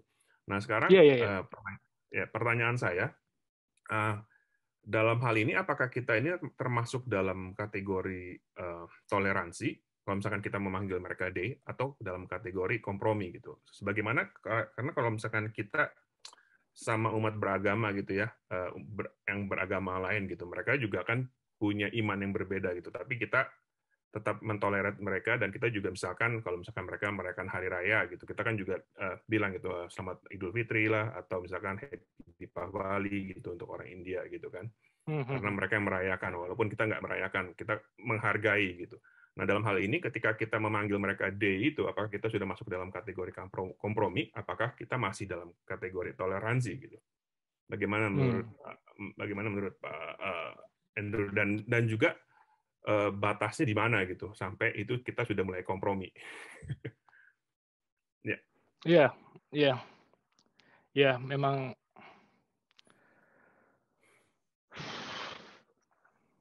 ya tough question ya, tough question antara kompromi dengan toleransi. Ya. Tapi ya sekali lagi waktu kita apa namanya ya coba lihat apa yang ada di dalam ini ya, ada yang di dalam eh, kitab suci gitu ya, di dalam perjanjian baru gitu. Itu em, kayak ini ya, kayak apa namanya? Ya komunitas Kristen pertama yang dicatat di dalam kitab suci. Mereka tinggal di dalam kondisi yang pagan gitu. Mereka tinggal di dalam kondisi yang pagan dan mereka juga akhirnya harus uh, mau tidak mau mereka harus engage dengan kultur yang sedemikian rusak dan seperti itu. Tapi kelihatannya ada kayak semacam bijaksana ya, ada bijaksana untuk bagaimana mereka bisa memberitakan kebenaran tapi sambil tetap engage dengan kultur tersebut. Gitu. Ya. Jadi saya ambil contoh misalnya ini ya soal slavery di dalam abad pertama. Slavery dalam abad pertama. Slavery dalam abad pertama itu merupakan satu common culture gitu, satu common culture. Dan ada banyak orang-orang Kristen yang mereka juga punya budak sebetulnya di dalam abad ya dalam abad pertama. Lalu tidak ditemukan gitu, katakanlah tidak ditemukan ada upaya aktif daripada orang-orang Kristen untuk mereka berusaha untuk menggulingkan seluruh sistem slavery ini. Memang karena tidak mungkin dan juga tidak ini ya, tidak plausible untuk itu kemudian dikerjakan. Jadi kita menemukan ada orang-orang Kristen yang mereka tetap punya budak sama seperti Filemon gitu. Dia punya Onesimus sebagai budaknya. Ya. Bahkan juga ada orang-orang Kristen sebagaimana yang saudara bisa baca dalam 1 Korintus yang mereka punya istri yang bukan Kristen atau bahkan juga ada mereka punya istri lebih daripada satu sesuai dengan budaya hari itu. Ya. Tapi pada waktu orang misalnya di dalam perbudakan, mereka tetap diizinkan dan katakanlah ya mereka masih ada kesempatan untuk punya budak. Kekristenan itu kemudian membalik, bukan struktur masyarakat yang hari itu sudah demikian rusak, tapi kekristenan membalik yang namanya approach terhadap orang yang di dalam status perbudakan seperti itu. Jadi boleh punya budak, tapi kekristenan aspek subversif dari kekristenan adalah sekarang dia harus memperlakukan budak itu kemudian sebagai saudaranya. Nah, itu. Ya, demikian juga dengan orang-orang yang pada waktu dalam kekristenan mereka sudah ada di dalam katakanlah satu sistem di mana mereka punya sekian banyak istri, gitu ya. Mereka tidak diizinkan untuk menceraikan istrinya, ya, mengadakan kayak semacam satu revolusi di dalam struktur masyarakat. Tapi mereka mesti treat istrinya baik-baik dan mereka harus atau juga suaminya dan mereka harus akhirnya dengan godliness memenangkan hati daripada orang-orang tersebut. Ya, jadi kalau di dalam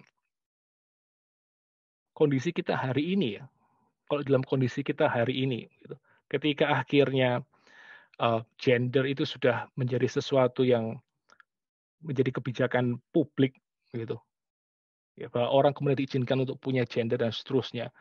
Saya pikir pada waktu kita engage dengan orang-orang yang seperti ini, gitu, mungkin ada tempatnya untuk kita boleh akhirnya uh, menghargai apa yang menjadi kesadaran dia secara seksualitasnya, gendernya seperti apa. Tapi juga di sisi lain, Pak Ibu Selin, kita juga kemudian saya pikir harus tetap mempertahankan identitas kita sebagai orang Kristen, begitu ya. Kita tetap harus mempertahankan worldview kita sebagai orang Kristen ketika kita engage dengan dia, gitu. Jadi praktisnya seperti apa kira-kira? Ya saya bisa tetap panggil dia seperti apapun yang kemudian dia mau, gitu ya. Dia mau. Tapi di satu sisi saya juga punya kebebasan misalnya untuk kemudian akhirnya memperlakukan gender saya atau kemudian identitas saya atau juga mungkin sikap saya kepada orang lain sesuai dengan ini ya, sesuai dengan katakanlah cara pandang saya sebagai orang Kristen. Gitu. Jadi misalnya, let's say saya nggak pernah ketemu punya teman seperti ini sih. Tapi misalnya kalau dia misalnya seorang wanita lalu kemudian dia minta dirinya diperlakukan sebagai laki-laki atau sebagai kemudian aseksual gitu. Saya sebagai seorang Kristen saya masih bisa untuk kemudian appreciate, oke, kamu mau dipanggil A atau B lah, mau dipanggil laki-laki atau T atau segala macam lah. Tapi saya akan tetap kemudian sebisa mungkin ya treat mereka sebagaimana dengan kondisi tubuh mereka gitu, sesuai dengan objectivity tubuh mereka. Kalau mereka adalah seorang wanita dan mereka misalnya di dalam satu kesulitan mengerjakan sesuatu, saya bisa offer my help untuk menolong mereka misalnya. Saya bisa kemudian tetap menghormati mereka sesuai dengan apa ya? Sesuai dengan sebagai layaknya kita menghormati seorang wanita misalnya. Kalau ada barang yang berat juga kita offer untuk bawain misalnya seperti itu. Dan tentu saja kita juga mesti kemudian memberitakan ya Injil atau share tentang aspek daripada kekristenan. Ya, I think itu sih Pak. I think itu. Ya, makasih Pak. Ya, Pak, jika agama Kristen bukan hanya tentang morality, apa contohnya di dalam cultural mandate di aspek seperti di dalam bisnis, graphic design, dan politik? Ini yang minggu lalu ya, pada waktu saya mengatakan bahwa kekristenan itu bukan hanya sekedar morality, itu beberapa catatan gitu, itu pasti bukan berarti morality tidak penting. Nah gitu ya, dan bahkan di dalam beberapa hal mungkin hanya aspek morality saja yang kita bisa kerjakan untuk akhirnya kita menghidupi iman kita sebagai orang-orang Kristen gitu. Ya, jadi katakanlah kita bersikap baik kepada orang, berlaku jujur dan juga memperlakukan orang lain, memberikan kepada dia apa yang menjadi haknya, itu tetap kemudian kita mesti lakukan. Tetapi yang kemarin saya mau katakan adalah jangan sampai moralitas seperti itu kemudian terpisah dari pengertian kita, dari worldview kita sebagai orang-orang Kristen. Gitu. Jangan sampai kita mengerjakan moralitas yang baik itu hanya sekedar mekanik, tapi kita harus mengerjakannya di dalam satu kesadaran bahwa ini merupakan ekspresi yang konsisten dari worldview saya sebagai orang Kristen. Ya, itu yang pertama. Lalu, oke, tadi yang politik ya, politik. politik, bisnis, dan juga desain grafik. Oke, Iya. mungkin kalau di dalam aspek politik ada beberapa hal yang sebetulnya sudah dikerjakan oleh kekristenan di dalam kita membangun satu sistem yang alkitabiah sebetulnya. Jadi misalnya di dalam kekristenan ya, dalam kekristenan, worldview Kristen itu menolak untuk menjadikan negara itu sebagai satu institusi yang ultimat. Gitu. Negara itu bukan institusi yang divine. Ya, negara itu institusi yang relatif di dalam kacamata Kristen. Itu yang pertama. Lalu kemudian yang kedua, misalnya, yang namanya negara, karena dia bersifat relatif dan tidak ultimat, ya, negara juga harus mengakui institusi-institusi yang lain. Seperti apa misalnya? Seperti yang namanya kemudian keluarga, seperti kemudian yang namanya pendidikan, seperti kemudian yang namanya apalagi ekonomi dan seterusnya. Tidak bisa negara itu menjadi kekuatan yang tidak terbatas, lalu dia menggeser peran daripada keluarga dalam mendidik anak. Tidak bisa dia kemudian mengkooptasi konten daripada apa yang kemudian harus diajarkan, dan tidak bisa dia kemudian akhirnya menentukan katakanlah kesejahteraan individu daripada satu orang sama rata dengan orang-orang lain. Jadi ada faktor ini, ada faktor pembatasan kepada kekuasaan negara, dan juga ada satu goal untuk menjadikan negara ini melayani common good bagi masyarakatnya. Begitu. Kira-kira yang kemudian terjadi di dalam kekristenan. Dan yang sama juga kemudian terjadi dalam bidang bisnis, dalam bidang ekonomi. Karena prinsip-prinsip yang mengatur akan ekonomi ketika dilihat dari kacamata Kristen juga harus merupakan prinsip yang berusaha bekerja untuk kebaikan sebanyak mungkin orang. Jadi mencari profit itu tidak bisa menjadi end di dalam dirinya sendiri, Bapak sekalian. Yang namanya profit itu adalah means untuk mencapai hasil atau kebaikan yang lebih besar, mencapai common good untuk orang banyak.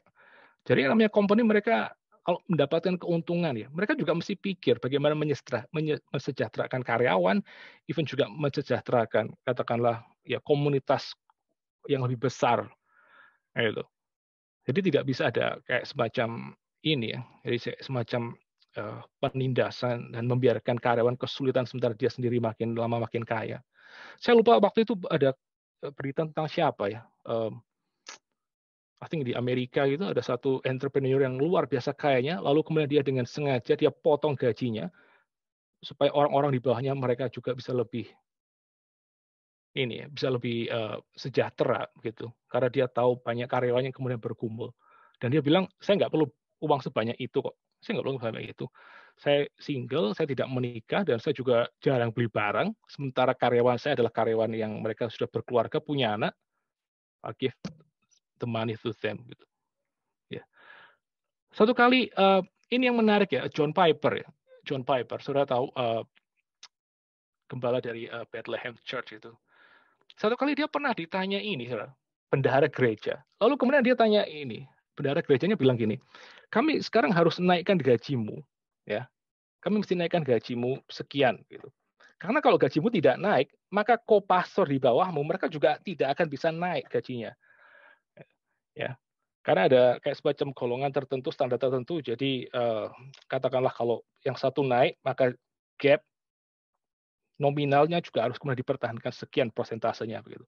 Lalu kemudian John Piper dia bilang seperti ini kepada si bendahara di gerejanya ini. Dia bilang seperti ini, loh siapa yang bilang bahwa orang-orang yang di bawah saya, orang-orang yang melayani di bawah saya itu mereka gajinya harus kemudian sekecil itu. Lalu kemudian John Piper bilang, kalau mereka mau naik gajinya ya nggak apa-apa itu. Saya juga nggak harus naik gitu. Saya nggak harus naik gajinya.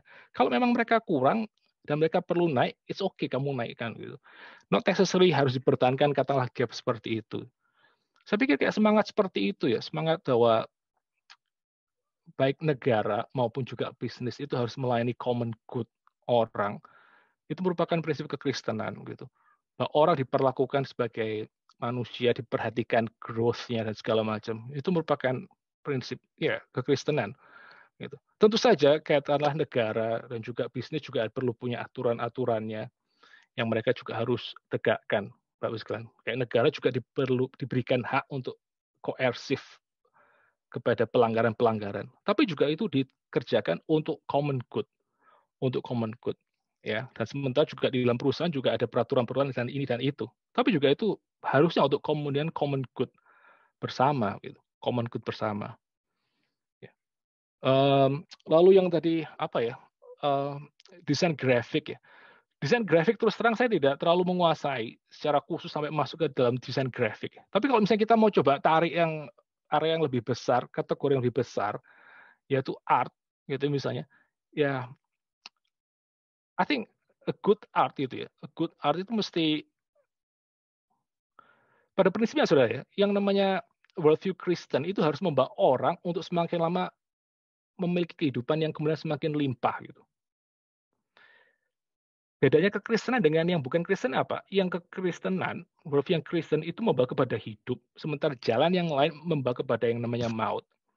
Jadi art yang baik tentu saja adalah art yang harus semakin lama membuat orang semakin melihat kelimpahan hidup. Ya, kira-kira seperti itu. Membawa kepada kelimpahan hidup. Ya, jadi kalau misalnya saudara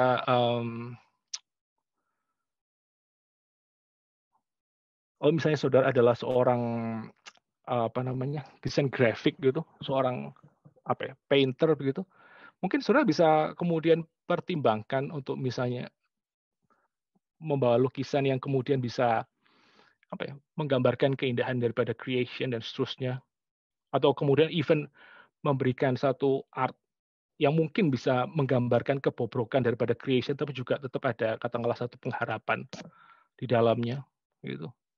Mungkin saya hari ini nggak kepikir lukisan macam apa sih yang bisa seperti itu ya. Tapi kira-kira mungkin itu prinsipnya, Bapak Ibu sekalian. Ya, prinsipnya. Ya. Satu kali ya, ini bukan soal painting sih, bukan soal painting, tapi soal ini, soal sculpture. Saya punya satu teman di sini yang dia dulu pernah kuliah seni, ya, pernah kuliah seni. Orang Kristen, lalu dia bikin sculpture gitu. Dia satu-satunya Kristen di dalam seluruh sekolah, gitu. Seluruh sekolah yang Kristen. Lalu pada waktu dia sekolah di situ, semua orang di sana dari dosen sampai kemudian juga studentnya tahu bahwa dia adalah orang Kristen gitu.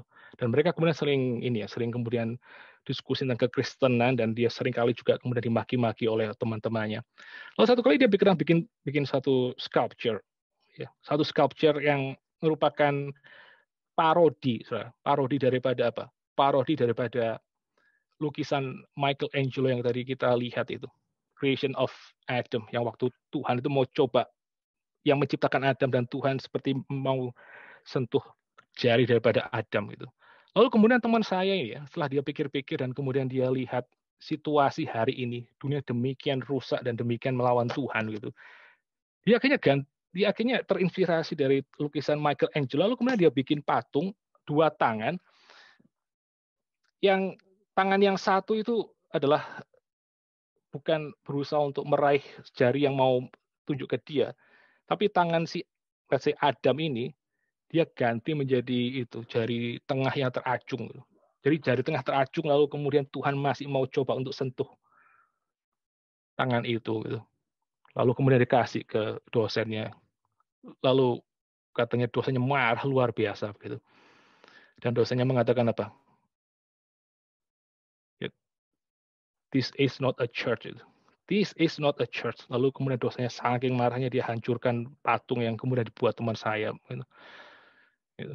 Lalu kemudian teman saya mengatakan, ya itulah dunia gitu ya. Kita mau coba bikin patung yang mengungkapkan isi hati mereka kepada Tuhan apa, dan juga still ada kayak usaha Tuhan untuk tetap meraih dunia yang berdosa ini, dan mereka nggak bisa tahan untuk terima ya hasil karya saya seperti itu. I think that's beautiful sih. Kayak karya seperti itu yang berusaha untuk tetap menggambarkan ada usaha Tuhan untuk meraih di tengah pemberontakan manusia gitu sih. Ya. Oke, mungkin yang kedua tadi apa? Ini udah jam segini, apa mau dilanjutin minggu depan aja, Pak? Oh, sorry. Ya. Ya. Saya keep untuk minggu depan dah ini. Oke. Ya, balik ke silakan untuk MC ya.